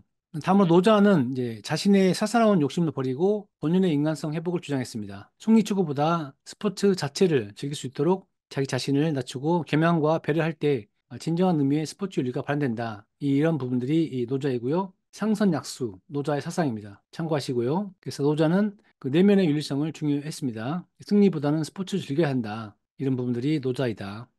다음 작년 문제인데요. 용어가 바르게 제시된 것은 정답이 충서였어요. 자, 공자의 사상이죠. 위에 보시면 공자한테 충성해, 충성해서 충서가 공자다. 문제 보시면 이제 공자의 사상은 이걸로 설명할 수 있다. 충서로 설명할 수 있다. 충은 마음의 중심을 잡아 한쪽으로 치우치 않는 상태를 의미하고 선은 나와 타인의 마음이 서로 다르지 않다는 뜻으로 이제 배려와 관용을 나타낸다. 공자는 이제 서에 대해서는 내가 원하지 않는 일을 남에게 하지 마라. 이거를 정한명령으로 규정했다. 이것은 스포츠맨십과 상통한다. 정답은 충서였습니다. 참고하시고요. 다음 문제 보겠습니다. 2021년도 문제인데요. 이제 보기의 기억 니은에 해당하는 유사상으로 다르게 묶인 것은 정답 2번이었어요. 이제 서하고 정명이었습니다. 공자 관련 얘기죠. 기억, 공자는 내가 원하지 않는 일을 남에게 하지 말라는 원리를 해서 내가 원하지 않는 것은 타인도 원하지 않을 것이다. 이 동등고려 원리를 이제 스포츠맨십의 바탕으로 뒀습니다. 그래서 스스로 원하지 않는 것을 상대 선수에게 행하지 않는 원리, 이것은 무엇일까요? 그래서 서다. 위에 보시면, 요약해 보시면 서가 이제 나와 타인의 마음을 서로 다르지 않다. 배려와 관용, 원하지 않는 일을 남에게 하지 말라. 정언명령이라고 제가 요약해드렸죠. 스포츠맨십이 정언명령에 해당합니다. 문제 보시면 니은 보시면 이제 사회 구성원의 모든 행위가 그 이름에 적합하도록 행해야 한다. 임금은 임금답고, 신하는 신하답고, 아버지는 아버지답고, 자식은 자식답아야 한다. 이 부분이 무엇이냐? 정명이다. 이 요약해 보시면 이제 정명 부분이 이제 사회 구성원 모두가 이름 역할에 따라서 적합하도록 행해야 한다. 임금은 임금, 신하는 신하 이렇게 나오면 정명이다. 그래서 정답은 서하고 정명이었습니다. 참고하시고요. 자, 다음 보겠습니다. 2020년도 문제인데요. 이제 맹자의 사상이 있어요. 위에 보시면 맹자의 사상은 이제 수호지심과 측은지심 두 개인데 둘 중에 무엇일까요? 그래서 정답은 1번이었고 이제 수호지심 문제였습니다. 문제 보시면 이제 선수가 실수로 경기장 한계선을 넘어서 선수가 패배해야 할 상황이었는데 심판이 이제 감점 선언하지 않았어요. 결국 A 선수가 승리했지만 이제 부끄러운 마음에 팀 동료들과 승리를 나누지 않고 조용히 집으로 돌아갔다. 이게 무엇일까요? 수호지심입니다. 자, 2023년도 최근 문제이죠. 맹제 사상 물어봤습니다. 위에 보시면 맹제 사상은 이제 수호지심과 측은지심 두 개인데 정답은 2번이었습니다. 기억 보시면 농구 경기에서 자신과 부딪혀 부상을 당해 병원으로 이송되는 상대 선수를 걱정해주는 마음, 측은지심이죠. 측은지심. 니은 보시면 배구 경기에서 자신의 손을 맞고 터치아웃된 공을 심판이 보지 못해서 자기 팀이 득점했는데 스스로 부끄러워했어요. 그래서 이게 수호지심이다. 정답이 2번입니다. 자, 다음 문제입니다. 2016년도 문제입니다. 자, 마라톤 경기에서 넘어진 상대 경쟁자를 부축해주는 선수의 마음. 정답은 측은지심이었습니다. 위에 보시면 측은지심 있죠? 남을 불쌍히 여기는 마음. 자, 다음 문제 보겠습니다. 2019년도 문제인데요. 이제 복에서 설명하는 스포츠에 대한 입장으로 적절한 사상가는 정답은 4번. 노자였습니다. 노자도 한 번씩 나오죠. 승리 추구가 팽배하는 현대 스포츠 현장에서 승리 추구보다 스포츠 자체를 즐길 수 있도록 자기 자신을 낮추고 겸양과 배려로 상대를 대할 때 진정한 의미의 스포츠 윤리가 발현된다. 누구냐? 노자. 위에 노자 보시면 승리 추구보다 스포츠 자체를 즐길 수 있도록 자기 자신을 낮추고 겸양과 배려를 할 때 진정한 의미의 스포츠 윤리가 발현된다. 이는 노자다. 정답이 노자입니다. 자, 이렇게 공자와 맹자, 노자 정리됐습니다. 자, 이렇게 정리했으니까 공자, 맹자 문제 나오면 맞출 수 있겠죠? 자, 2장으로 넘어가겠습니다. 네, 다음은 2장입니다. 경쟁과 페어플레이인데요. 출제 빈도는 최근 4년 동안 15% 출제되었습니다. 아공과 아레테, 스포츠맨십, 페어플레이 부분에서 반복적으로 출제되고 있습니다. 아곤하고 아레테 먼저 보겠는데요. 출제 빈도는 5회 이상 많이 출제되는 부분입니다. 자, 아곤은 승리 추구인데요. 아곤은 이제 경쟁과 승리를 추구합니다. 그래서 스포츠의 긴장, 흥미 요소이다. 아곤은 타인과의 비교를 전제합니다. 이게 중요한 부분이거든요. 타인과의 비교, 전제한다.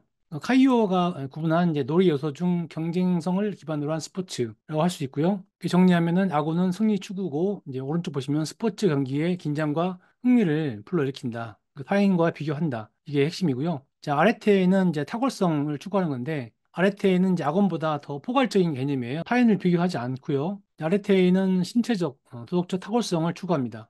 그래서 운동선수가 갖춰야 할 덕목에서 탁월성 또는 덕 이런 부분들이 아레테입니다. 자신에게 주어진 모든 가능성을 최대한 활용하여 최고의 실력을 정당하게 발휘하고자 하는 마음가짐과 태도, 이 아레테이고요. 운동선수로서 아무리 뛰어난 능력을 갖추었더라도 인간의 본질인 도덕성이 부족하면 뛰어난 선수가 될 수 없다. 이런 부분들이 아레테입니다. 자, 이게 두 개를 외워야 되는데 제가 암기 방법을 적어놨습니다. 자, 아곤은 승리고 아레테는 탁월성인데 자, 아곤 전쟁에서 아군 오면 승리하고 안 오면 아래쪽으로 탁월하게 도망가. 그래서 아곤은 승리고 아레테는 탁월성. 이렇게 암기하시면 되겠습니다. 좀 뻘쭘하네요. 문제 보시겠습니다. 2022년도 문제인데요. 아곤과 아레테에 대한 설명으로 옳지 않은 것은 정답 2번이었는데요. 아곤은 타인과의 비교를 전제하지 않는다고 돼 있는데 비교를 전제를 하죠. 위에 보시면 악어는 이제 타인과의 비교를 전제를 한다. 가장 큰 차이점이라고 할 수 있습니다. 아르테가 타인과의 비교를 하지 않습니다. 그래서 악어는 경쟁과 승리를 추구하고 아르테는 악어보다 더 포괄적인 개념이고 아르테는 신체적, 도덕적 탁월성을 추구한다. 참고하시고요. 다음 보겠습니다. 이제 카이오와가 구분한 놀이의 요소 중 경쟁성을 기반으로 한 스포츠와 관련 있는 것은 경쟁성 그러면 이제 악원이죠. 정답은 1번이고요. 다음 문제입니다. 운동선수가 갖춰야 할 덕목으로서 탁월성 또는 덕으로 번역될 수 있는 용어는 그래서 정답은 아레테입니다. 위 암기 보시면 이제 아레테는 탁월 네, 이렇게 암기하시면 되겠습니다. 아레테 탁월. 예, 다음 문제입니다. 용어 문제인데요. 정답은 아레테였는데요. 스포츠 선수의 아레테는 자신에게 주어진 모든 가능성을 최대한 활용하여 최고 실력을 정당하게 발휘하고자 하는 마음가짐과 태도라고 할 수 있다. 예, 정답은 아레테였습니다. 네, 위에 아래테 보시면 이제 자신에게 주어진 모든 가능성을 최대한 활용하여 최고의 실력을 정당하게 발휘하고자 하는 마음가짐과 태도 이런 것이 아레테다. 예, 다음 보시면 21년도 최근 문제이죠. 이제 영어 문제인데요. 정답은 아레테였습니다. 그래서 인간의 본질인 도덕성이 부족하면 훌륭한 선수가 될 수 없다. 이런 까닭에 신체적 탁월성과 도덕적 탁월성을 겸비했을 때 비로소 훌륭한 선수가 되는 것이다. 이 용어는 이제 아레테, 탁월성 아레테. 제 위에 보시면 아래쪽 탁월, 아래는 탁월, 아레테다. 이렇게 암기하시면 되겠습니다. 다음 문제입니다. 2020년도 문제인데요. 이제 보기의 기억 니은에 들어갈 용어로 바른 것은 에서 정답은 악원과 아르테였습니다. 스포츠에는 이제 악원적 요소랑 아르테적 요소가 모두 있는 거죠. 그래서 악원적 요소는 경기에 긴장과 흥미를 불러일으킵니다. 위에 옆에 보시면은 이제 악원은 이제 스포츠의 긴장과 흥미를 불러일으키는 요소이다. 문제에서 이제 그렇게 승리만 추구하면은 경쟁심이 과열되고 승리가 절대될 요소가 있다. 그래서 우리가 악원적 요소보다 아르테적 요소를 더욱 중시한다는 얘기고요. 그래서 정답은 악원과 아르테였습니다. 네, 다음 문제 보겠습니다. 스포츠 상황에서 아르테가 갖는 의미와 거리가 먼 것은 정답은 4번이었고요. 이제 상대와의 경쟁을 통한 승리 추구. 그래서 아르테 나오면은 승리 그러면은 악원이죠. 승리는 악원. 네, 악원이면 승리한다 해서. 그래서 아르테가 아닌 거죠. 네, 아르테는 선수의 독성, 지도자의 탁월성, 선수의 최적 기능 수준 이런 부분들이 아르테라고 할 수 있습니다. 자, 이렇게 악원과 아르테를 정리해서 문제까지 같이 보았습니다. 이 요약표 있으면 악원과 아르테 문제 나오면 맞출 수 있겠죠? 다음 갑니다. 이 다음은 에토스입니다. 에토스. 자, 에토스는 또 그리스 말인데요. 뭐 인격이라고 하는데 제가 볼 때 스포츠에서는 존중으로 표현하는 게 적당한 것 같습니다. 스포츠에서는 존중으로 표현하는 게 적당하다.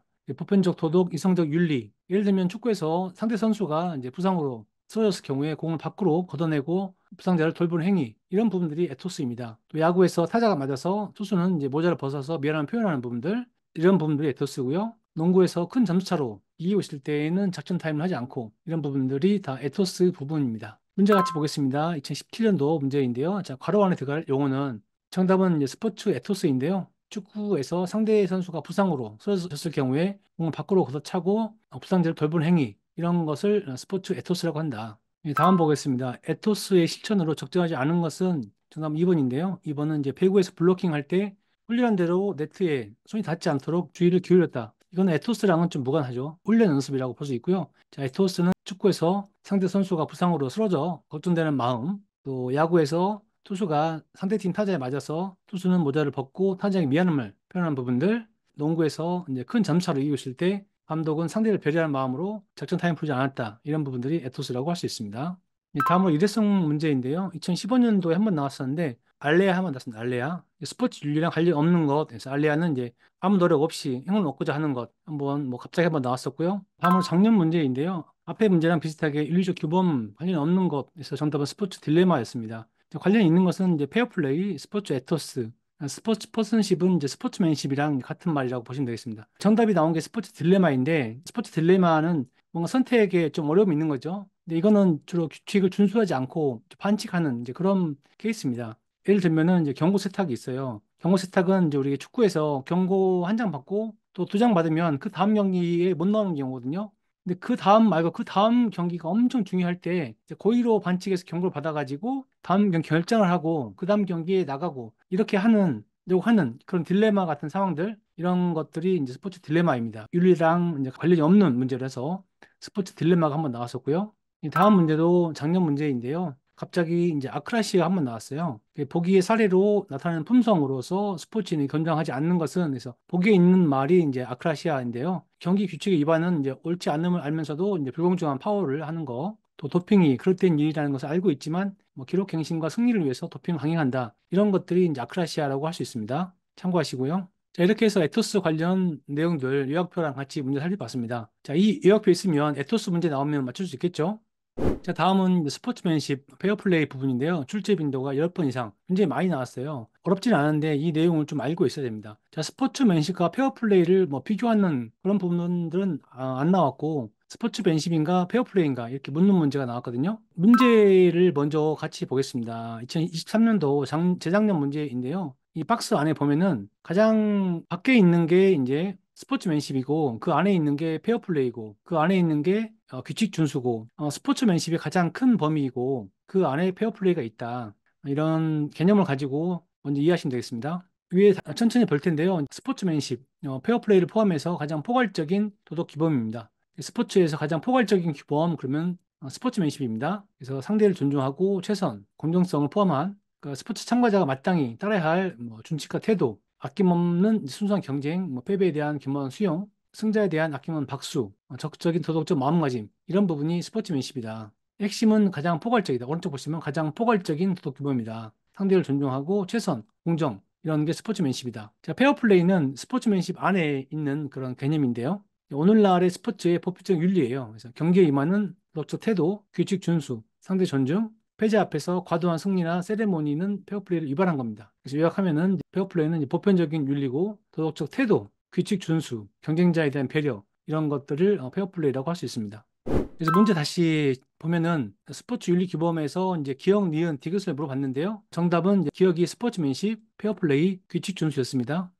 자, 다음 문제도 기억력에 맞는 용어 문제였습니다. 정답은 스포츠맨십, 페어플레이였습니다. 스포츠맨십은 스포츠인이 마땅히 지켜야 할 준칙과 갖춰야 할 태도, 페어플레이는 스포츠인이 지켜야 할 정정당당한 행위로서 경쟁자에 대한 배려. 여기 보시면 이제 스포츠맨십은 이제 마땅히 지켜야 할 준칙과 태도이고, 페어플레이는 경쟁자에 대한 배려, 이런 부분들이 키워드라고 할 수 있습니다. 문제 보시면은 자, 기억, 이제 스포츠맨십은 페어플레이에 비해서 보다 일반적이고 보편적인 윤리 규범이다. 보편적 윤리 규범은 이제 스포츠맨십이라고 할 수 있습니다.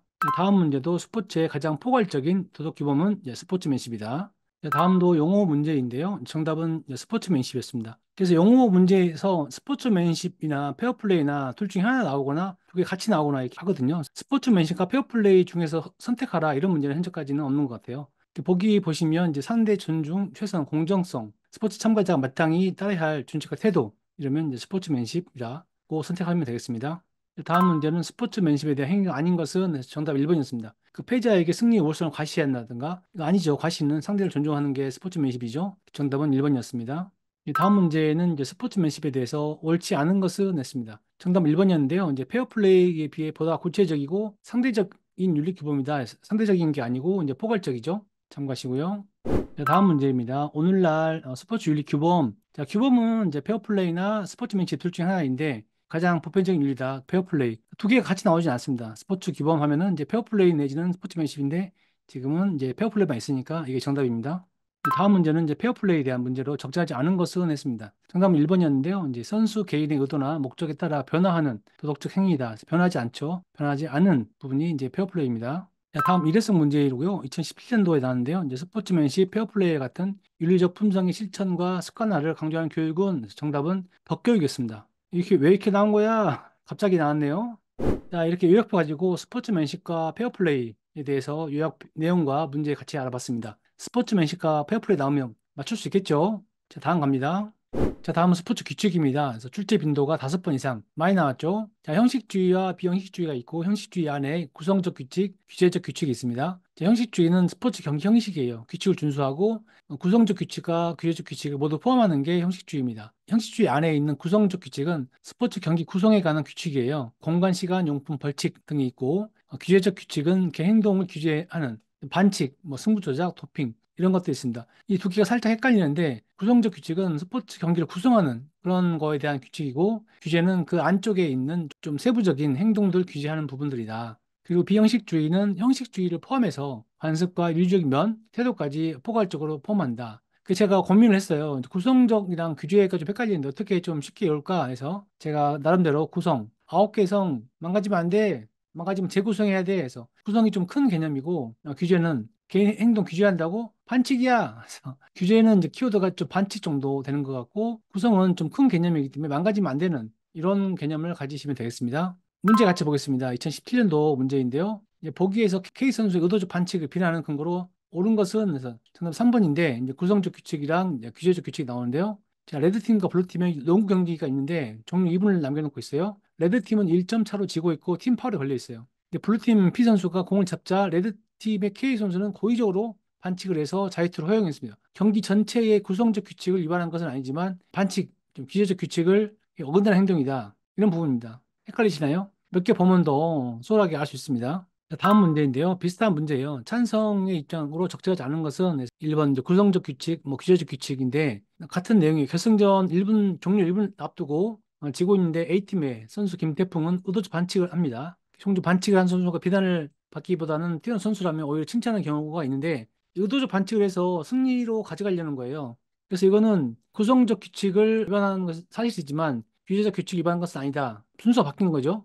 찬성하는 입장이니까 지금 반칙을 했지 않습니까? 그래서 김태풍이 이제 규제적 규칙을 위반한 건 사실인데 구성적 규칙을 위반한 것도 아니다. 경기 전체의 구성은 위반한 게 아니고 반칙만 했다. 그래서 규제적 규칙을 위반한 것이다. 라고 해서 정답은 1번입니다. 자, 다음 보겠습니다. 규제적 규칙을 위반한 행위가 아닌 것은 그래서 정답은 2번이었는데 태권도에서 전자허구를 조작해서 타격이 없더라도 점수를 높이는 행위. 이거는 게임 전체를 위반한 거잖아요. 사소한 반칙이 아니고 구성적 규칙을 위반했다. 게임 전체를 위반했기 때문에 이거는 규제적 규칙이 아니고 구성적 규칙 위반이다. 이렇게 볼 수 있고 1번에서 야구에서 배트에 철심 넣는 거 소소한 반칙 이런 것들이 이제 규제적인 규칙 위반이고 수영에서 전신 수영복 금지되어 있는데 출전한다든가 뭐 도핑한다든가 이런 것들이 이제 규제적 규칙 위반입니다. 그래서 위에 표 보시면은 이제 구성적 규칙은 스포츠 경기 전체에 대한 구성에 대한 규칙을 위반한 게 이제 구성적 규칙 위반이고 규제적 규칙 위반은 좀 더 작은 반칙이나 뭐 도핑 경기 전체를 바꿀 만한 그런 게 아닌 약간 작은 개념이다. 이렇게 구분하시면 되겠습니다. 자, 다음 문제로 이제 비형식주의에 대한 설명을 적절한 것은 4번이었어요. 이제 공동 개념을 규칙의 준수보다 더 포괄적으로 적용할 것을 제한한다. 더 포괄적인 게 비형식주의죠. 형식주의를 포함하니까. 그 형식주의는 이제 명확한 판정 기준, 규제적 규칙의 준수, 구성적 규칙과 규제적 규칙을 준수해야 된다. 이러한 것들이 이제 형식주의다. 예, 다음 문제로 형식주의에 대한 설명을 옳은 것은 했습니다. 정답은 2번이었어요. 공정성은 이제 구성적 규칙과 규제적 규칙을 모두 준수하면 실현된다. 형식주의. 위에 보시면 형식주의가 이제 구성적 규칙과 규제적 규칙 이 두 개를 다 하면은 된다는 얘기고요. 문제에서 보시면은 이제 비형식주의는 뭐 관습이라든가 더 포괄적이죠. 더 포괄적인 또 관습 이런 것들이 이제 비형식주의다. 이렇게 참고하시면 되겠습니다. 자, 다음 문제입니다. 2023년도 최근 문제인데요. 현준과 수연의 공정시합에 대한 관점, 바르게 연결된 것은 해서 정답은 형식주의랑 비형식주의인데요. 보겠습니다. 현준 승부 조작 가지고 경기 규칙을 위반하지 않으면 괜찮은 거 아니야? 이렇게 형식만 지키면 되는 거 아니야? 이러한 부분들이 형식주의고요. 예, 수연은 아니야. 스포츠의 역사적 사회적 보편성, 정당성 이런 것도 해야 되고 승부 조작은 추구해서도 안 되고 용인되어서는 절대 안 돼. 위에 보시면 표 보시면 비형식주의가 형식주의랑 관습 윤리적 면까지 다 포괄하는 거잖아요. 이게 형식주의랑 관습이라든가 이런 걸 다 포괄하는 게 비형식주의거든요. 문제 보시면은 이제 현주는 승부 조작에 관련돼서 규칙만 얘기하고 있기 때문에 형식주의인 거고 수혜는 이제 스포츠 역사적, 사회적 보편성 이런 것 하고 추가적으로 승부 조작도 안 돼. 이렇게 두 개 다 하기 때문에 비형식주의입니다. 헷갈리죠? 하여튼 형식주의랑 비형식주의 요즘에도 계속 나오고 있습니다. 다음 일회성 문제인데요. 2015년도에 스포츠에서 형식적 공정유진리에 가장 필요한 것은 규칙이다. 2021년도에 스포츠 규칙의 원리로 적절하지 않은 것은 편파성. 편파성 있으면 안 되겠죠. 규칙의 원리는 이제 임의성, 가변성, 제도화, 공평성 이런 것을 들 수 있겠습니다. 자, 이렇게 스포츠 규칙에 대해서 형식주의, 구성적 규칙, 규제적 규칙, 비형식주의 요약표 가지고 문제 같이 봤습니다. 형식주의, 비형식주의 문제 나오면 맞춰 주겠죠? 자, 다음 가겠습니다. 자, 다음은 반칙입니다. 이 장의 마지막 부분인데요. 이제 의도적 구성 반칙, 의도적 규제 반칙에서 이제 구성이 좀 큰 개념이고 규제가 좀 작은 개념이라고 말씀드렸죠. 그래서 구성 반칙을 할 때 의도적이냐, 비의도적이냐, 규제 반칙을 하는데 의도적이냐, 비의도적이냐 이 관련해서 문제가 나왔습니다. 의도적인 구성 반칙은 동기 목표가 뚜렷하죠. 스포츠의 본질적인 성격을 부정한 의미이기 때문에 실격, 몰수패, 출전 정지, 연구 제명 굉장히 큰 이제 반칙인 거예요. 그리고 이제 규제 반칙은 좀 더 작은 개념으로 반칙을 했다. 자, 문제랑 같이 볼게요. 2024년도 작년 문제예요. 이제 반칙의 유형은 동기 목표가 뚜렷하고 스포츠의 본질적인 성격을 부정하는 의미로 해석될 수 있고 실격, 몰수패, 출전 정지, 연구 제명 등은 의도적 구성 반칙이다. 위에 요약표 보시면 이제 의도적 구성 반칙이 이러한 큰 개념이다. 참고하시고요. 자, 다음 문제입니다. 자, 반칙의 종류 뭐냐? 그래서 정답이 의도적 규제 반칙인데요. 자, 농구할 때 뭐 팀파울에 걸려 있는데 반칙을 해서 자유투를 유도해서 공격권을 가져오려고 한다. 의도적으로 규제 반칙 이런 부분입니다. 참고하시고요. 자, 이렇게 해서 반칙에 대해서 의도적 구성, 이제 의도적 규제 관련해서 요약표 가지고 문제 같이 살펴봤습니다. 이 문제 나오면 맞출 수 있겠죠? 자, 다음 3장으로 가겠습니다. 제가 3장 보겠습니다. 3장은 스포츠와 불평등인데요. 이제 어렵지 않은 부분이에요. 최근 4년 동안은 8.75% 출제되어 있고요. 스포츠 성차별, 인종차별 부분에서 반복적으로 출제되고 있습니다. 스포츠 성차별부터 보겠는데요. 성차별 사례 먼저 보시면 이제 근대 올림픽의 창시자인 쿠베르탱이 여성의 올림픽 참여를 반대했습니다. 고대 올림픽에서도 여성의 참가 및 관람을 비허용했고요. 2012년 런던 올림픽에서야 이제 모든 종목 여성 참여가 허용됐습니다. 쿠베르탱이 참여를 반대했다. 성차별 원인으로는 신체 구조와 운동 능력에 대한 편견, 그리고 사회적 성 역할에 대한 고착화, 차이를 차별로 정당화하는 논리, 이런 것 때문에 성차별의 원인이 일어납니다. 문제 보겠습니다. 스포츠 성차별에 관한 내용으로 옳지 않은 것은 정답은 4번이었고요. 근대 올림픽의 창시자인 쿠베르탱은 여성 올림픽 참여를 권장했다. 권장 아니죠. 반대했었죠. 이제 다음 문제. 최근 2023년도에 나온 문제입니다. 스포츠에서 나타나는 성차별의 원인이 아닌 것은 정답은 4번이었고요. 여성성을 해치는 스포츠의 여성 참가 옹호. 이거 성차별의 원인이 아니죠. 성차별의 원인은 이제 사회적 성 역할의 고착화, 차이를 차별로 정당한 논리, 그리고 편견. 위에 보시면 요약표에 지금 정리해 드렸습니다. 다음 문제입니다. 이 성차별 인식이 다른 것은 해서 정답은 4번이었는데요. 보기 보시면 이제 보현이 이제 권투를 시작했는데 남자들이 하는 거친 운동을 여자가 겁도 없이 한다기에 내가 말렸어. 그랬더니 지웅이 잘했어. 여자에게 어울리는 스포츠도 많잖아. 요거나 필라테스처럼 여자에게 어울리는 종목을 추천해줘. 이렇게 하시면 성차별적 요소입니다. 1번 보시면 남자라면 뭐 거칠고 투쟁적인 남성다움 여성다움 또 권투에 참여하는 여성은 매력적이지 않다. 이런 부분들이 성차별적 요인이고요. 4번은 이제 여자보다 남자의 근력이 강하기 때문에 권투와 같은 종목은 여자에게 적합하지 않다. 이건 성차별보다는 약간 생략적 특성을 말하는 부분이기 때문에 4번이 정답입니다. 다음 문제는 성차별을 극복하기 위한 방안으로 볼 수 없는 것은 정답 2번이었는데요. 인기 종목 위주의 스포츠 보도. 이건 성차별 극복 방안이 아니죠. 더 읽히는 부분이고요. 성차별 극복 방안은 이제 탈피하려는 노력, 뭐 불균형 개선, 공정한 평가 이런 부분들이 있습니다. 다음 문제 보겠습니다. 약간 어려운 단어인데요. 이제 성물학적 환원주의라는 말이 나오거든요. 이 내용은 남성은 여성에 비해 선천적으로 우월한 신체 능력을 가지고 태어났기 때문에 신체 능력에 크게 의존하는 스포츠에서 남녀 차별은 불가피하다. 이렇게 주장하는 것이 생물학적 환원주의고요. 밑에 요약 보시면은 이 생물학적 환원주의는 생물학적으로 그런 요인만 설명을 했기 때문에 여성 역할을 참여를 좀 제한하는 근거로 사용해서 성차별의 원인이 되는 이제 그런 이제 이론입니다. 참고하시고요. 또 페미니즘이 좀 몇 번 나오는데 페미니즘은 이제 남성 중심 사회에서 남녀 평등 사회로 만들자는 사상이고 여성 차별을 없애자 이제 그런 내용입니다. 참고하시고요. 다음 문제 보겠습니다. 작년에 나온 문제인데요. 이제 스포츠에서 여성에 대한 차별이 발생하거나 심화하는 원인으로 볼 수 없는 것은 정답은 4번이었고요. 여성 참정권. 이건 심화 원인이 아니고 여성 참여 증대하는 부분이죠. 이 참여가 이제 발생하거나 심화되는 원인으로는 앞에 설명했던 이제 생물학적 환원주의, 남녀 운동 차별 능력, 남성 문화에 기반한 근대 스포츠 이런 것들로 스포츠에서 여성에 대한 차별이 발생하거나 심화되는 원인으로 볼 수 있습니다. 자, 이렇게 성차별에 대한 내용을 요약해 드렸습니다. 문제 같이 봤고요. 요 요약표 있으면 문제 맞출 수 있겠죠? 자, 다음 가겠습니다. 다음은 스포츠 인종차별인데요. 출제 빈도가 좀 많이 나왔습니다. 설명을 좀 더 자세히 드릴 텐데요. 과거에 유색 인종과 흑인 선수에 대한 스포츠 참여 제한이 있었죠. 흑인 선수는 천부적 재능이 있고 백인 선수는 후천적 노력이 이런 평가를 하고 하는데 이 자체가 인종차별적 요소다. 인종별 차이는 절대적이지 않다. 이러한 게 맞는 거고요. 1968년 멕시코 올림픽에서 육상에 검은 장갑, 검은 양말로 인종차별에 저항하는 사건이 있었습니다. 그 토미 스미스가 1등했고 존 카를로스가 3등했는데 관련 사진을 좀 보겠습니다. 굉장히 유명한 사건이에요. 그래서 1등하고 3등이 이제 검은 장갑을 끼고 흑인 인종차별에 저항하는 세레모니고요. 굉장히 유명한 사건입니다. 장갑이 한쪽밖에 없어서 한쪽씩 꼈던 그런 비하인드 스토리도 있습니다. 그리고 시상식에서 이제 신발을 신지 않고 양말을 그냥 신었어요. 그래서 신발 신지 않고 금 양말만 신어서 흑인에 대한 인종차별에 대해서 저항을 했습니다. 이 다음은 이제 아파르테이트인데요. 이 남아프리카 공화국에서 1960년대까지 백인 선수만 올림픽에 참가하게 하고 인종차별적 요소를 담은 정책이에요. 이 정책을 수행하니까 그 올림픽이라든가 피파에서 야 남아프리카 공화국 참가 못해 막 그렇게 압력을 주니까 결론적으로는 아파르테이트 정책이 폐지됐어요. 그래서 스포츠가 인종차별에 기여한 굉장히 큰 사건입니다. 그래서 이게 좀 시험에 나왔었고요. 밑에 보시면 인종차별 극복 사례로는 인종을 초월한 실력으로 경쟁하는 부분, 인종에 대한 편견 해소, 그리고 사별철폐의 이념과 방법론 등의 인종차별을 극복하는 요소입니다. 자, 이렇게 정리 한번 하고 문제 보겠습니다. 다음 문제는 작년에 출제된 문제인데요. 이제 기억 디귿에 들어갈 용어 문제인데, 자, 정답은 인종, 인종주의, 인종차별이었습니다. 정리를 깔끔하게 해놨네요. 자, 첫 번째가 인종인데 생물학적, 형태학적 특징에 따라 분류된 인간 집단, 이게 인종이죠.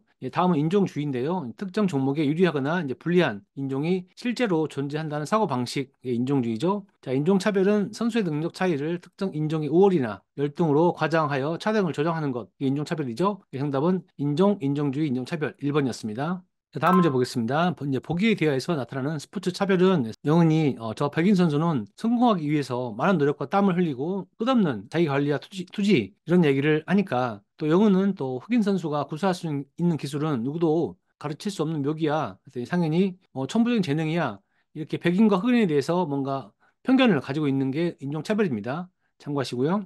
다음 문제 보겠습니다. 인종차별에 대한 설명으로 볼 수 없는 것은 3번이었고요. 정답 아닌 거 보면은 이제 그 남아프리카 공화국에서 백인 선수만 올림픽에 참가했던 부분들, 흑인 선수는 이제 경기력은 발생학적이고 백인 선수는 후천적 노력의 결과다. 흑인 선수는 수영 종목에 적합하지 않은 신체 조건을 가지고 있다. 이런 부분들이 인종차별적인 요소이고요. 정답으로 나왔던 스포츠에서 인종 간 승패 여부는 이제 민족적, 생물학적 의미를 가지지 않는다. 이런 게 인종차별이 아닌 거죠. 다음 문제입니다. 다음 문제는 질문이 좀 긴데요. 이 약 좀 어려운 문제였어요. 자, 보기 대화에서 스포츠에서 차별에 대한 설명으로 적절한 것은 아나운서 A가 A 선수에 대해서 파워와 스피드 얘기하니까 해설위원이 A 선수는 흑인 특유의 탄력과 유연성이 있다. 그러니까 아나운서가 B 선수는 어떤가요? 그랬더니 해설위원이 B 선수는 백인으로 장점인 냉철한 판단력을 가지고 있어요. 그래서 전체적으로 이제 흑인과 백인에 대한 얘기가 있고요. 그 4번이 이제 피부색에 대한 정신적, 신체적 능력 차이는 들떠있지 않다. 해서 이제 복이랑 비슷한 이제 피부 백인 사별 내용이 설명이 있고 1번은 단일 민족 얘기 여성 스포츠에서 보기 질문과 약간 거래가 있어서 정답이 4번이라고 했는데 문제가 살짝 좋지는 않은 것 같아요. 다음 문제입니다. 괄호에 들어갈 영어 문제인데요. 정답은 인종차별이었는데요. 68년도 멕시코 올림픽에서 육상 경기에서 미국의 토미 스미스와 존 카를로스가 시상식에서 검은 장갑, 검은 양말 등으로 인종차별에 대한 저항을 표현했다. 보기에서 제가 사진과 함께 자세히 얘기했던 내용입니다. 참고하시고요. 다음 문제는 인종차별 극복 방안이 아닌 것은 그래서 4번이죠. 국수주의적 이념으로 전환. 국수주의적이라는 게 우리나라만 좋고 다른 나라는 배척하는 인종차별적인 요소인 거죠. 그래서 이건 극복 방안이 아닌 거고 실력으로 경쟁, 뭐 편견 해소, 뭐 차별 철폐 이런 것들이 극복 방안이 되겠습니다. 다음 문제 보겠습니다. 최근 문제네요. 인종차별에 대한 설명을 적절하지 않은 것은 정답 1번이었습니다. 향상을 위한 우수한 외국 선수를 귀화시키기도 한다. 이건 인종차별이 아닌 거죠. 그래서 정답은 1번이었습니다. 자, 이렇게 스포츠 인종차별에 대해서 알아봤습니다. 이렇게 요약해드리고 문제 같이 봤는데요. 이 요약 뵀으면 문제 맞출 수 있겠죠? 다음 가겠습니다. 다음은 스포츠 장애 차별입니다. 출제가 몇 번 나왔습니다. 장애 차별 사례는 장애로 인해 스포츠 참여 권리, 기회를 비장애인과 동등하게 누리지 못하는 불평등, 이게 장애 차별인 거죠. 그 장애인 제한, 배제, 분리, 거부, 요 네 개가 시험에 한번 나왔습니다. 장애인 기본권 침해다. 장애 차별 극복을 위해서는 장애인이 원하는 장소와 시간을 확보하고 기회를 제공해야 된다. 활동에 필요한 장비하고 기구, 재정적인 지원의 확보가 필요하다. 이런 부분을 요약해 드렸고요. 이거 가지고 문제 같이 보겠습니다. 다음 문제 보시면 2021년도 장애차별 없는 스포츠의 조건에 해당하지 않는 것은 그래서 정답은 2번이었는데요. 대회 참여와 종목 선택은 감독에게 맡긴다. 감독에게 맡기면 안 되겠죠. 선수가 선택해야 되겠죠. 그래서 이거는 스포츠 조건에 해당하지 않아서 정답이었습니다. 다음 문제 보겠습니다. 장애인의 스포츠권에 대한 설명을 옳지 않은 것은 정답 2번이었는데요. 우리나라에서는 장애인이 체육에 참여할 권리에 관한 규정이 아직 마련되어 있지 않다. 마련되어 있습니다. 그래서 이것은 옳지 않은 것이기 때문에 정답이었습니다. 다음 문제 보겠습니다. 이제 보기에 있는 용어 문제인데요. 정답이 이제 제한, 배제, 분리, 거부. 제가 위에서 시험 나왔다고 했었죠. 스포츠에서 장애 차별이란 장애로 인해 스포츠 참여의 권리와 기회를 그 비장애인과 동등하게 누리지 못하는 불평등을 말한다. 장애를 이유로 스포츠 참여를 원하는 장애에 대한 제한, 배제, 분리, 거부는 이제 기본권의 침해에 해당한다라고 위에서 정리 한번 해드렸습니다. 이렇게 스포츠 장애 차별에 대해서 요약해드리고 문제 같이 살펴봤습니다. 문제 나오면 맞출 수 있겠죠? 자, 다음 가겠습니다. 다음 사장입니다. 이제 스포츠에서 환경과 동물 윤리입니다. 최근 4년 동안은 5% 정도 출제가 되었고요. 스포츠 환경 윤리하고 동물 윤리 부분에서 출제가 되는데요. 동물 윤리는 학자 이름이 출제돼서 약간 쉽지 않은 부분이 있습니다. 네, 스포츠 환경 보기인데요. 환경을 여러 가지로 좀 구분해 놨습니다. 스포츠와 환경이 상호 공존이지만 서로 위협하는 관계로 될 수 있다. 이제 환경을 위협하는 스포츠는 이제 골프, 스키 이런 것들이 환경을 위협하죠. 근데 두 번째 또 밑에 보시면 이제 스포츠가 위협하는 환경도 있어요. 이제 공기 오염이라든가 수질 오염 이런 것들이 스포츠를 위협합니다. 이렇게 두 개 다 서로 위협적인 요소가 있다. 환경 구분은 이제 부올레라는 학자는 이제 스포츠 환경을 이제 순수 환경, 개발 환경, 시설 환경을 구분했고 이 중에서 개발 환경인 것은 이제 골프, 야구, 테니스 이런 것들이 있다고 정리했습니다. 문제 같이 보겠습니다. 부올레는 스포츠와 자연의 관계를 기준으로 스포츠 환경을 순수 환경, 개발 환경, 시설 환경으로 구분했는데 이 중 개발 환경이 어떤 거냐 해서 골프, 야구, 테니스라고 위에서 정리해드렸습니다. 참고하시고요. 다음 문제 보겠습니다. 보기의 대화에서 스포츠와 환경 윤리에 대한 견해가 다른 사람은 정답은 4번이었는데 지형이 좀 달랐죠. 자, 우주는 이제 나는 스키가 좋아. 경태는 나는 서핑이 좋아. 관우는 나는 동물과 함께 승마가 좋아. 이렇게 실외 환경이고요. 지형은 나는 그 실내 운동이 좋아. 그래서 지형만 실내 환경 개발이기 때문에 지형이 정답이었습니다. 자, 다음 보겠습니다. 이제 환경단체 입장에서 주장을 고르시오인데 정답은 4번이었는데요. 디귿리을. 자, 문제 보겠습니다. 이제 평창 올림픽 건립하는데 환경단체가 반대를 하는 거죠. 이제 산림 보호 구역이다. 산림의 가치를 보호하자. 환경단체의 입장을 나에서 고르시오인데 디귿과 리을이 정답입니다. 그래서 인간을 소중히 여기는 마음으로 자연환경도 소중히 대해야 한다. 이런 환경단체 입장. 인간도 생태계 구성원으로 보는 생태 공동체 의식을 기른다. 그래서 두 개가 정답이었고요. 정답 아닌 거 잠깐 보면은 이제 경제학을 추구한다. 뭐 인간의 사용 가치에 비례해서 자연의 가치가 평가한다. 이건 환경단체 얘기가 아니었기 때문에 정답은 디귿 리을이었습니다. 다음 문제 보겠습니다. 지속 가능한 스포츠 발전을 위한 노력으로 옳지 않은 것은 정답 4번이었는데요. 오염되지 않은 자연환경을 스포츠 공간으로 활용하자. 이거는 이제 자연환경을 파괴하는 거죠. 그래서 지속 가능한 스포츠 발전이 아니고요. 지속 가능한 스포츠 발전은 이제 쓰레기를 줄이고 뭐 생태계에 미치는 영향을 최소화하고 에너지 소비를 최소화하고 이런 것들이 지속 가능한 스포츠 발전이죠. 다음 문제는 최근에 나왔어요. 이제 지속 가능한 발전에 대한 설명으로 적절하지 않은 것은 정답은 1번이었습니다. 새로운 스포츠 시설의 개발, 금지. 개발을 금지하면 안 되겠죠. 같이 이제 공존해서 영향을 최소화해야 되겠습니다. 2번에 공존, 4번에 공조. 이런 것들은 이제 지속 가능한 발전에 관한 부분이고 뭐 개발을 금지하자 이러면 안 되겠죠. 서로 공존하고 영향을 최소화해야 되겠습니다. 자, 이렇게 스포츠 환경에 대해서 정리하고 문제 같이 봤습니다. 스포츠 환경 문제 나오면 맞출 수 있겠죠? 다음 가겠습니다.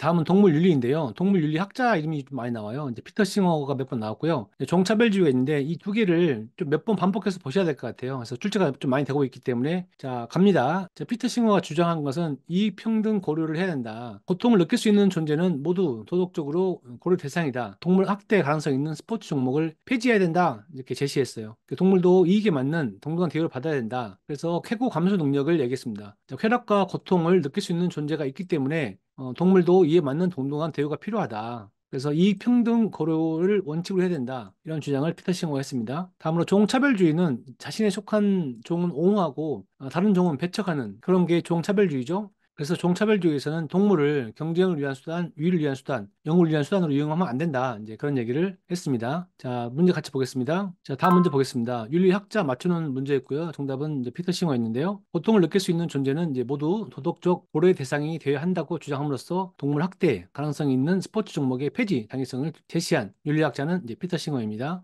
다음 문제 보겠습니다. 사람 이름 맞추는 거였는데요. 정답은 이제 피터 싱어가 주장한 이평등 고려 원칙이었습니다. 보기 보시면 이제 쾌락을 극대화하고 고통을 최소화하는 것은 감각을 가진 모든 생명체의 이익에 동등하게 고려돼야 한다. 따라서 인간뿐 아니라 감각을 가진 동물도 도덕적 배려의 대상이다. 이런 주장이 이제 피터 싱어의 이평등 고려 원칙이라고 위에 표에서도 제가 정리를 해놨습니다. 참고하시고요.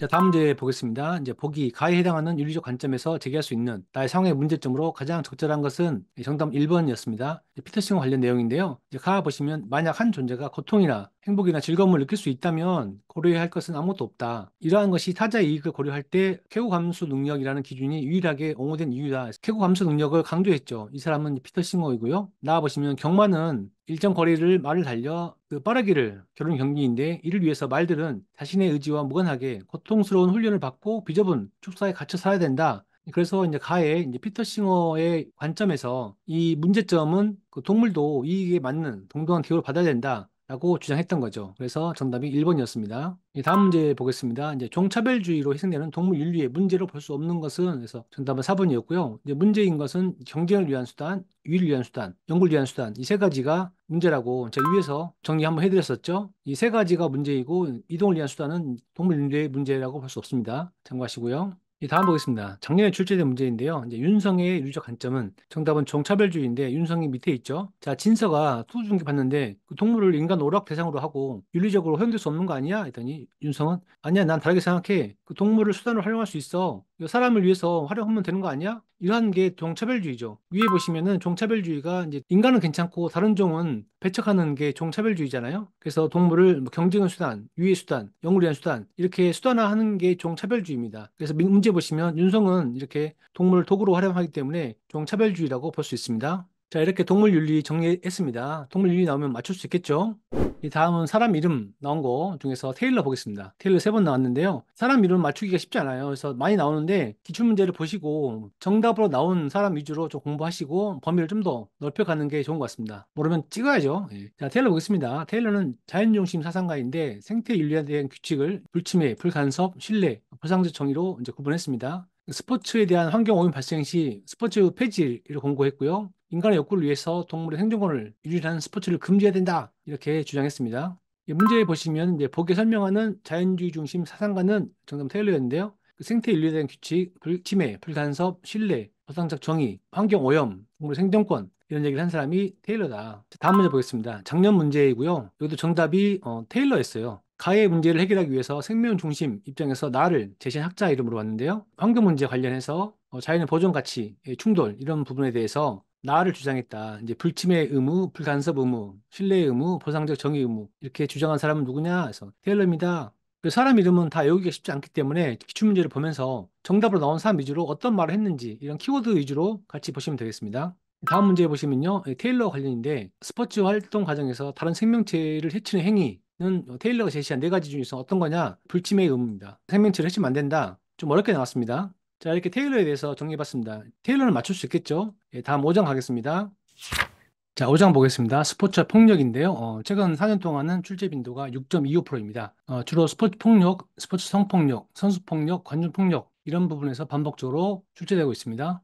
이제 스포츠 폭력 주요 내용 보겠습니다. 이 폭력 부분은 이제 보디빌딩, 이제 고수시험에서도 많이 출제되고 있습니다. 첫 번째로 합법적 폭력인데요. 이제 복싱, 태권도와 같이 스포츠 규칙에서 용인된 이 불가피한 폭력이죠. 그래서 규칙에서 용인된 불가피한 폭력이 합법적 폭력이다. 두 번째로 성폭력 방지 대책으로는 성별 융합 학습 교육 실시, 의무적 예방 교육, 전문 상담원 배치 이런 부분이 있습니다. 시험에도 한번 나왔었고요. 자, 선수 폭력은 이제 따돌림, 감금, 협박, 구타, 인격적 모독, 공개 창피 이런 게 다 이제 폭력에 들어갑니다. 자, 관중 폭력은 관중이 군중으로 있을 때는 폭력이 발생한다. 그 개별성과 책임이 없어져서 발생한다. 혼자보다는 군중으로 있으면 폭력이 발생하더라. 이런 특징들이 있습니다. 문제 같이 보겠습니다. 재작년 문제네요. 자, 가로 안에 들어갈 공통 용어는 규칙이 있는데, 뭐 대표적으로 이제 복싱과 태권도에서 스포츠 내에서 용인된 폭력이 무엇이냐? 정답은 1번 합법적 폭력이었습니다. 예, 다음 보겠습니다. 2021년도 문제고요.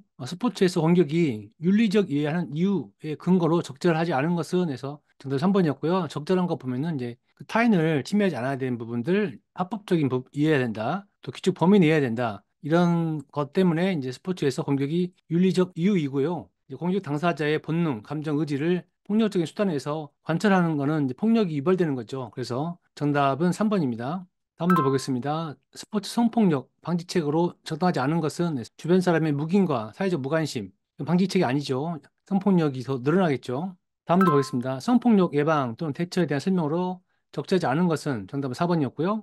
여성 선수와 남성 지도자 위주로 성폭력 예방 교육이 이루어져야 한다. 아니죠. 모든 사람한테 교육이 이루어져야 합니다. 다음 문제 보겠습니다. 스포츠 인권 센터에서 규정하고 있는 선수 폭력에 해당하지 않는 것은 공항도 훈련은 이제 규정되어 있지 않은 거죠. 이제 규정되어 있는 것은 따돌림, 감금, 협박이 선수 폭력의 유형입니다. 다음 보겠습니다. 스포츠 폭력 근절 대책에서 폭력 예방 활동 강화 방안이 아닌 것은 해서 정답은 3번이었습니다.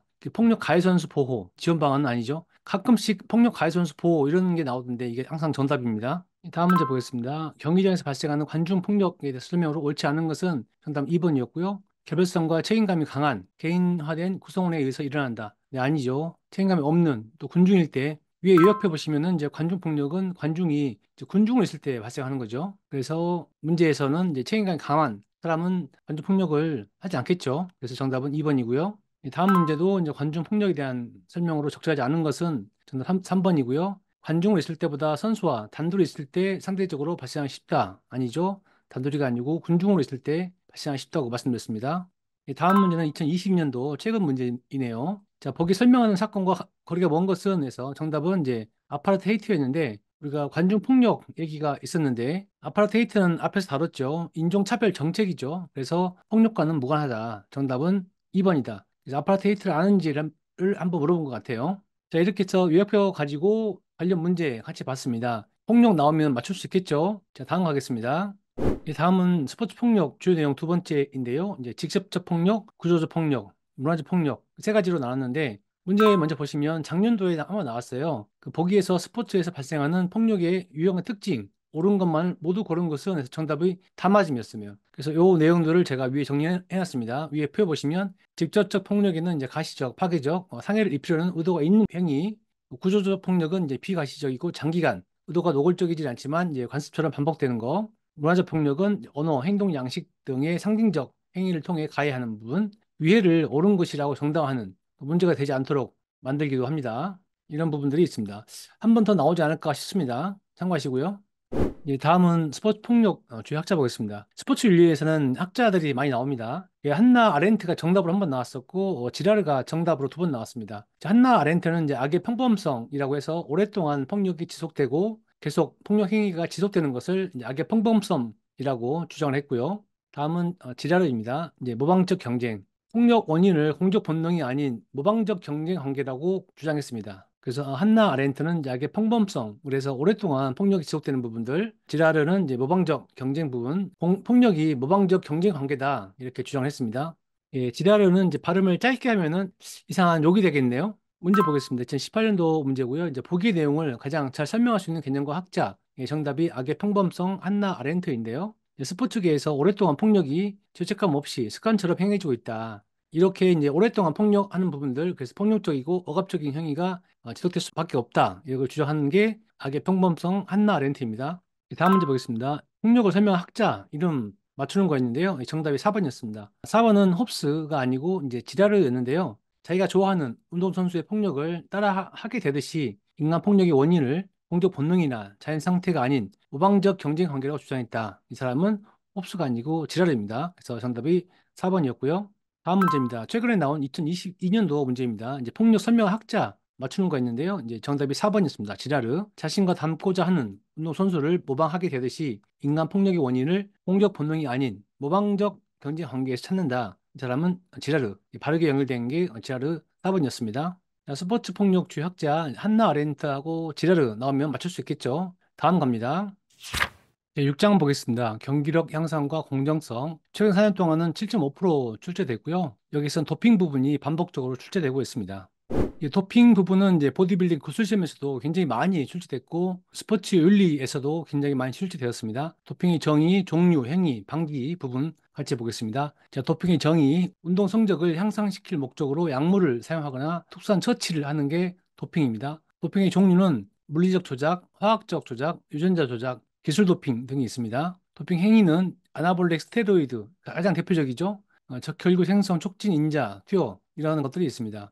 도핑 방지를 위해서는 윤리교육, 도핑 검사의 강화, 적발 시 강력한 처벌 이런 부분들이 있습니다. 자, 문제 보겠습니다. 자, 다음 문제, 다음은 무엇에 대한 설명인가? 선수가 운동 경기에서 성적을 향상시킬 목적으로 약물을 사용하거나 특수한 처치를 하는 것. 정답은 3번, 도핑이었습니다.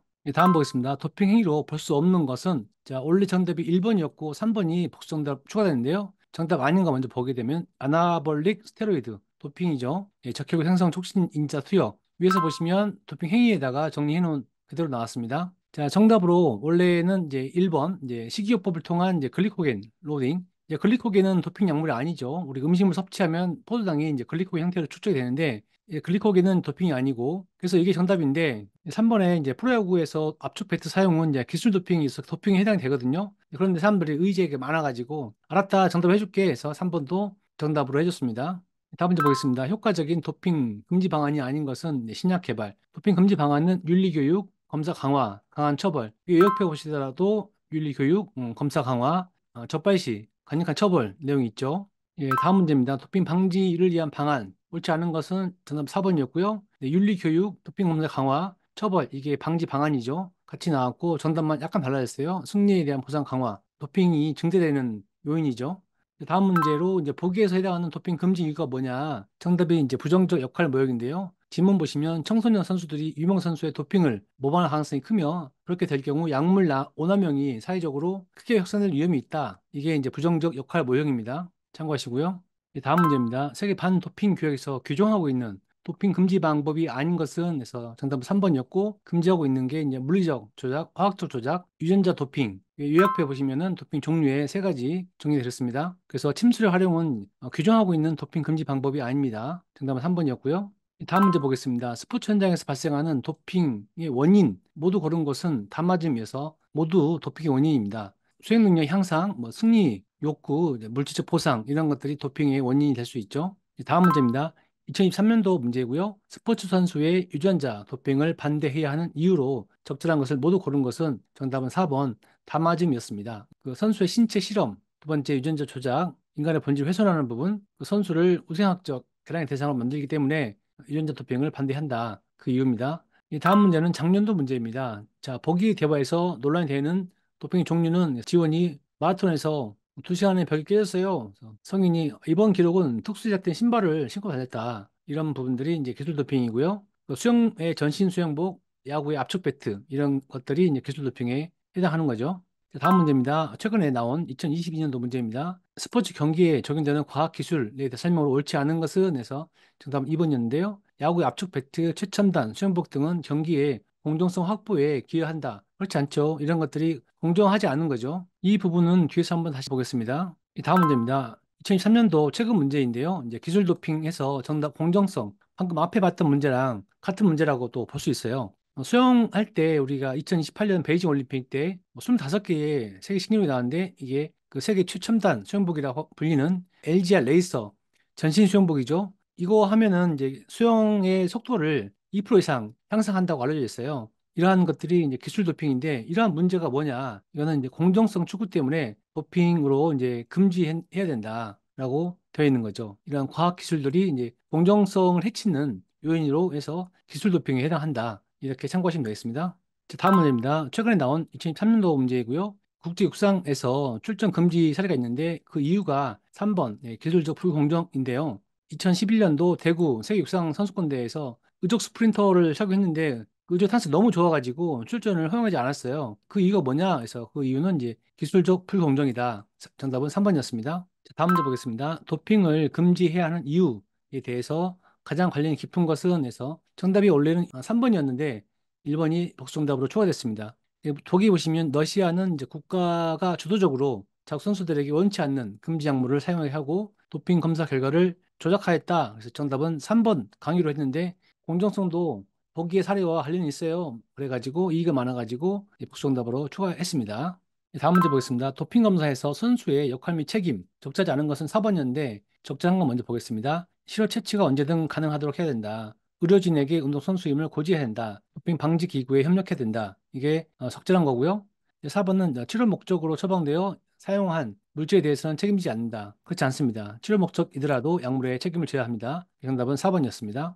다음 보겠습니다. 스포츠에 도입된 과학기술의 긍정적인 효과로 적절하지 않은 것 정답은 1번이었고요. 적절한 것은 이제 기록의 객관성과 신뢰성을 높이는 부분, 운동선수의 안전과 부상 방지에 도움을 주는 부분, 오심과 편파 항전을 최소화해서 경기 공정성을 향상시키는 부분이 이제 긍정적인 면이고요. 운동선수의 인격 형성에 기여한다. 이거는 약간 거리가 있는 내용이라 정답은 1번이었습니다. 자, 이렇게 도핑 관련해서 요약표하고 관련 문제 봤습니다. 도핑 문제 나오면 맞출 수 있겠죠? 다음 7장입니다. 자, 7장입니다. 이제 스포츠와 인권 분야인데요. 최근 4년 동안 8.75% 출제되었습니다. 스포츠 윤리센터, 스포츠 인권 부분에서 반복적으로 출제되고 있습니다. 네, 스포츠 윤리센터입니다. 세 번 나왔고요. 스포츠 윤리센터는 국민체육진흥법 기반이고요. 체육의 공정성 확보와 체육인의 인권 보호를 위해 설립되었습니다. 스포츠 비리 및 체육계 인권 침해에 대한 신고 접수 실태조사, 예방 교육까지 하고 있습니다. 주요 내용은 정관사항은 대통령령으로 정한다. 국무총리령 아니고요. 문화체육관광부 장관 감독을 하고요. 관계 임직원 파견하고 비슷한 명칭은 사용 못하게 되어 있습니다.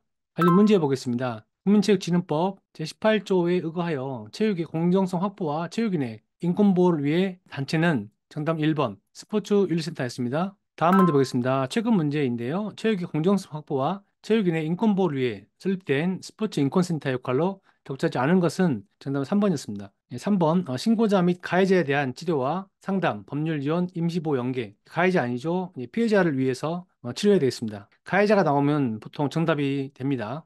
다음 문제입니다. 2023년도 최근 문제고요. 국민체육진흥법 제18조 3에 의해서 스포츠윤리센터 설립에 관한 사항으로 옳지 않은 것은 정답은 2번이었고요. 이제 스포츠윤리센터의 정관에 기재할 사항은 국무총리령 아니죠. 네, 대통령령입니다. 스포츠윤리센터에 대해서 요약표 내용하고 문제 같이 알아봤습니다. 스포츠윤리센터 문제 나오면 맞출 수 있겠죠? 다음 보겠습니다. 다음은 스포츠 인권입니다. 보디빌딩 구술에서도 출제가 되고 있고요. 스포츠 윤리에서도 출제가 좀 많이 되고 있습니다. 스포츠 인권은 스포츠에서 인간의 존엄성, 자유, 동등한 권리로 이제 스포츠에서 인권을 보호하는 거죠.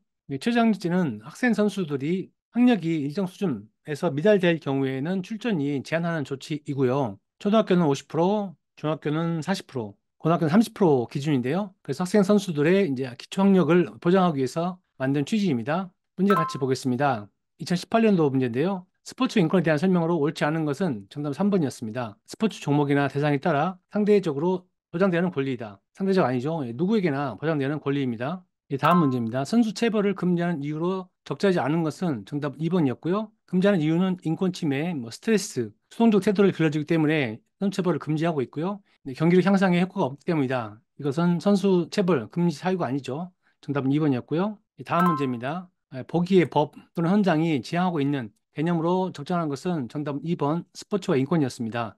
모든 국민은 인간의 존엄과 가치를 가지고 행복을 추구할 권리가 있는데 차별되어서는 안 된다. 스포츠와 인권이죠. 학생 선수가 학력 기준에 도달하지 못하는 경우에는 별도의 기초학력 보장 프로그램을 통해서 최저학력이 보장될 수 있도록 해야 된다. 이것도 스포츠와 인권 관련 내용이었습니다. 다음 문제입니다. 네, 최근 문제이고요. 복귀 설명과 관련 있는 제도는 정답 1번 최저학력제이고요. 학생 선수가 일정 수준의 학력 기준에 도달하지 못한 경우에는 별도의 기초학력 보장 프로그램을 운영한다. 학교회장은 필요한 경우 학생 선수의 경기대회 출전을 제한할 수 있다. 최저학력제였습니다. 반복해서 나오고 있죠. 다음 문제입니다. 이제 보기의 대화에서 기억 니은에 들어갈 용어 설명인데요. 학교체육진흥법 관련된 내용이었습니다. 정답은 최저학력제랑 학습권이었고요. 자, 기억 A가 최저학력제가 도입되면서 운동할 시간이 줄어들었어. B가 그것은 지금까지 우리가 학습권을 보장받지 못했기 때문이야. 밑에 보시면은 이제 학습권은 우리가 정당하게 누려야 할 권리이면서 의무이기도 해. 그것을 보장받기 위해 이런 제도가 도입된 거야. 라고 대화를 했습니다. 정답은 최저학력제 학습권이었습니다. 자, 다음 문제입니다. 작년에 나온 문제이고요. 이제 보기에서 학생 운동선수의 학습권 보호와 관련된 것으로 옳은 것만을 모두 고른 것은 정답 3번에서 기억 디귿 니을, 니은이 아니었는데요. 자, 리그 승강제도 보겠습니다. 설명 밑에 보시면 리그 승강제도는 경기 결과가 좋으면 상위 리그로 올라가고 좋지 않으면 하위 리그로 가는 것이거든요. 학습권 보호랑은 좀 무관한 것이고 정답으로 나왔던 최장력 제도는 이제 공부해야 운동할 수 있다. 디귿의 주말 리그 제도는 평일에 공부하고 주말에 운동하자. 학사 관리 지원 제도는 학습 잘하라고 지원하는 것으로서 모두 학습권 보호와 관련된 것입니다. 그래서 정답은 기억 디귿 니을 3번이었습니다. 다음 보겠습니다. 2022년 최근에 나온 문제고요. 스포츠 인권에 관한 내용으로 모두 고른 것은 정답은 4번이었습니다. 그래서 기억, 니은, 니을. 자, 디귿이 아닌데요. 아닌 거 먼저 보겠습니다. 스포츠 종목이나 대상에 따라 권리가 상대적으로 보장되어야 한다. 상대적 아니죠. 모두에게. 기출문제를 꼭 봐야 되는 이유가 동일한 지문이 많이 출제되거든요. 맞는 지문 보겠습니다. 이제 평등하게 체계적인 스포츠 인권, 스포츠 활동 참여 권리를 동등하게 보장받아야 한다. 이런 것들이 스포츠 인권이었습니다.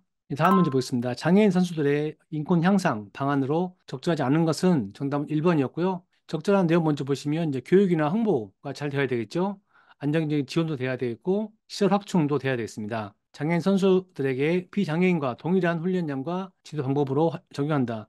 장애인 선수들은 이제 맞춤형 지도가 필요하겠죠. 그래서 정답은 1번이었습니다. 다음 문제 보겠습니다. 2023년도 문제이고요. 장애인의 스포츠 참여를 지원하는 방법으로 적절하지 않은 것은 정답 3번이었고요. 적절한 것은 이제 장애인의 접근 가능한 장소 확보, 또 장비나 지원, 지원, 지속적인 클럽 활동 보장 등이 있고요. 3번 보시면 이제 비장애인과의 통합 수업보다 분리 수업 지향, 근데 순서가 바뀌었죠. 장애인은 비장애인과 통합 수업을 지향하는 게 맞습니다.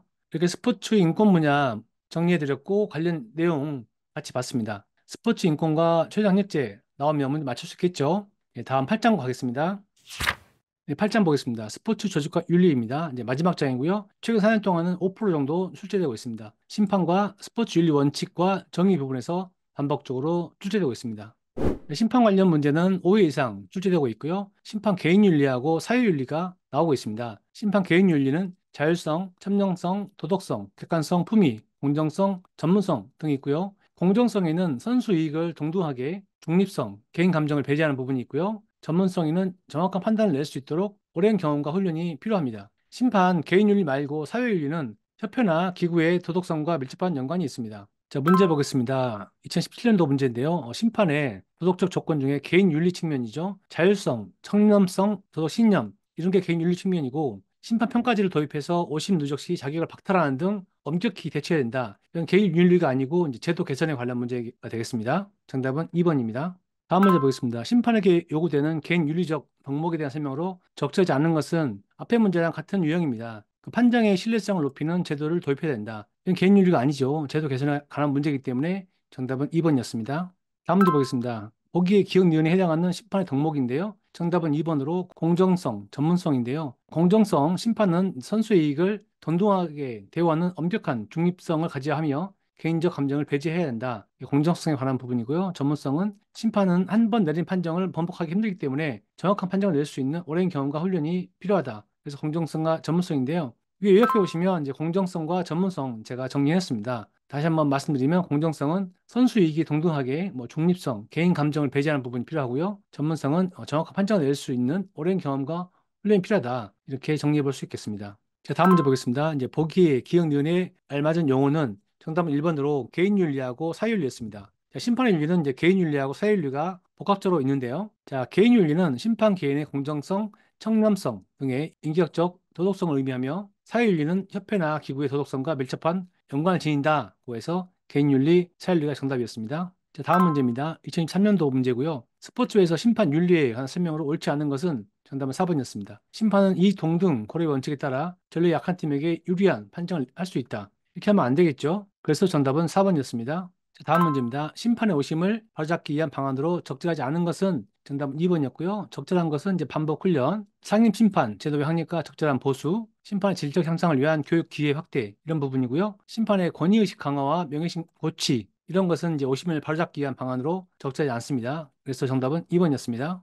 스포츠 정의 보겠습니다. 8장 마지막 파트인데요. 출제 빈도가 5회 이상으로 좀 나오고 있습니다. 자, 평균적 정의랑 분배적 정의, 절차적 정의를 물어보는 문제가 출제되고 있습니다. 평균적 정의는 개인 상호 간의 균형, 동일한 조건, 동일한 규칙에 관한 문제이고요. 자, 그런데 운동선수의 신체는 유전적 요인으로 결정되는 경우가 있죠. 그래서 유전적 요인의 불평등 부분은 평균적 정의로 적용하지 않습니다. 이거 참고하시고요. 그래서 평균적 정의는 오른쪽 보시면 양팀 동일 조건, 동일한 규칙 이런 부분이고요. 유전적 불평등의 평균적 정의를 적용하지 않는다. 참고하시고요. 자, 분배적 정의 보겠습니다. 기술 난이도에 따른 가산점 주는 거, 절차 마련, 성과에 따른 분배 이런 부분이 이제 분배적 정의입니다. 그래서 기술이 난이도가 높으면 점수를 많이 주고 성과가 높으면 성과 연봉을 많이 주고 이제 그런 분배가 정의하다. 이제 그런 부분이 분배적 정의입니다. 자, 절차적 정의는요. 이제 축구나 테니스에서 코트 결정하는 부분들 또 불공정하다고 보이는 것을 절차로 공정하게 하는 부분이 있습니다. 그래서 동전을 던져서 코트를 결정한다든가 이런 부분들이 절차를 통해서 좀 더 정의롭게 하는 부분들입니다. 자, 문제랑 같이 보겠습니다. 다음 문제는 2023년도 문제인데요. 이제 보기의 가로 안에 들어갈 정의 유형은 에서 정답은 4번이었습니다. 자, 보기는 운동선수의 신체가 유전적 요인으로 결정되는 경우가 있고 이제 농구나 배구 선수의 키처럼 타고난 유연성에 해당되는 경우가 있기 때문에 이러한 불평등 문제는 평균적 정의에 적용하지 않는다고 해서 정답은 평균적이었습니다. 다음 문제 보겠습니다. 보기 설명하는 정의 유형인데요. 이번에는 분배적 정의였습니다. 보기 보시면 다이빙, 리듬 체조, 피겨 스케이팅처럼 기술의 난이도에 따라서 차등적으로 점수를 받는 부분이 있죠. 경기 수행이 어려울수록 더 많은 점수를 받는 부분이 분배적 정의에 해당합니다. 정답은 4번이었습니다. 다음 문제도 정의 유형 문제인데요. 정답은 1번, 절차적 정의였습니다. 동등한 기회 보장을 위해서 이런 불평등이 있는데 이런 것들을 동전을 던져서 코트를 개최하거나 축구 전후반에서 진영을 교체하는 부분들 이런 절차를 통해서 불평등을 해소하는 부분들, 이런 정의가 절차적 정의입니다. 자, 다음 문제는 작년에 나온 문제예요. 스포츠 정의 유형 물어본 문제인데 정답은 4번 절차적 정의였습니다. 앞에 있는 것과 동일합니다. 모든 선수에게 동등한 기회를 보장해야 되는데 이런 게 잘 지켜지지 않을 때가 있기 때문에 이런 불평등을 줄이기 위해서 공수교대, 전후반 진영 교체, 홈 원정, 제이포키 이런 것은 무엇이냐? 이런 것은 절차적 정의이다. 정답은 4번이었습니다. 다음 보겠습니다. 정의 유형 맞추는 문제였는데요. 정답은 2번 평균적 분배적이었습니다. 자, 라우가 기억에 있는 부분이 이제 동등한 조건의 참고와 동일한 규칙의 적용 이런 부분들이 평균적 정의고요. 형님이 이제 니은 보시면은 높은 난이도 연기를 펼친 선수는 그렇지 않은 선수보다 더 높은 점수 받아야 돼. 이런 부분들이 이제 분배적 정의입니다. 다음 문제 보겠습니다. 이제 보기 기억론에서 스포츠 정의의 개념이 바르게 묶인 것은 정답 2번으로 평균적 정의랑 절차적 정의인데요. 핸드볼에서 양팀 동일한 골대를 적용하는 부분들. 자, 위에 보시면 평균적 정의가 좀 헷갈리는데 하여튼 조건이 동일한 거죠. 동일한 규칙, 동일한 조건. 문제에 보시면 동일한 골대를 규격으로 하는 부분들 이런 것들이 이제 평균적 정의고요. 니은의 테니스 시합 전에 동전 던지기로 성공 후공 결정하는 부분들이 절차적 정의입니다. 이해가 좀 되시죠? 다음 문제 보겠습니다. 2022년도 문제인데요. 이제 보기에서 기억 니은에 해당하는 정의 유형 문제였습니다. 정답 보시면 이제 평균적, 절차적, 분배적을 묻는 문제인데요. 자, 기억 보시면 남녀 학생 구분 없이 동일한 참여 시간, 평균적 정의죠. 니은 보시면 코트를 바꿔가면서 게임하는 부분들, 절차적 정의죠. 디귿 보시면 경기 실적에 따라서 연봉을 차등 지급한다. 이런 부분들이 분배적 정의입니다. 정답은 1번이었습니다. 지금까지 1장부터 8장까지 살펴보았습니다. 반복 출제되지 않은 일회성 문제들은 편집 과정에서 누락될 수 있는데요. 설명이 필요하신 분들은 오픈 채팅방에서 문의 주시면 답변 드리도록 하겠습니다. 설명 들었던 내용 중에서 요약표는 모두 모아가지고 메일로 보내드리겠습니다. 메일 받으시고 관련 내용들 요약표 참고하셔서 공부하시면 스포츠 윤리에서 고득점 할 수 있습니다. 다음 과목에서 뵙겠습니다. 지금까지 스포츠윤리 요약자료와 기출문제 전체를 살펴보았습니다. 스포츠윤리는 기출문제 범위에서 반복적으로 출제되고 있는데요. 문제가 단순하여 몇 개만 외우면 고득점할 수 있습니다. 첫 번째 고정 댓글을 참고하여 전자책을 다운로드하세요. 스포츠윤리에서 고득점하여 생활 스포츠 지도사 필기시험의 평균 점수를 올려줄 것입니다. 간단한 질문이나 의견은 댓글 남겨주시고요. 댓글은 모두 답변 드리겠습니다. 전자책에 대한 질문이나 의견은 오픈 채팅방에 알려주세요. 밴드와 카페를 통해 채팅방의 질문은 별도 게시글로 정리하겠습니다. 밴드와 카페 주소는 첫 번째 고정 댓글에 소개되어 있습니다. 추가 정보는 첫 번째 고정 댓글과 다음 영상에서 제공하도록 하겠습니다. 구독과 좋아요 클릭하세요. 다음 영상 제작되면 알림이 가는 것은 아시죠? 최신 정보를 또 한 번 제작할 수도 있는데요. 구독 누르고 계시면 많은 도움이 될 것입니다. 도움이 되셨나요? 생활 스포츠 지도사 필기시험을 준비하는 모든 분들께 도움이 되었으면 좋겠습니다. 끝까지 봐주셔서 감사합니다. 생활 스포츠 지도사 시험 합격을 응원합니다. 파이팅!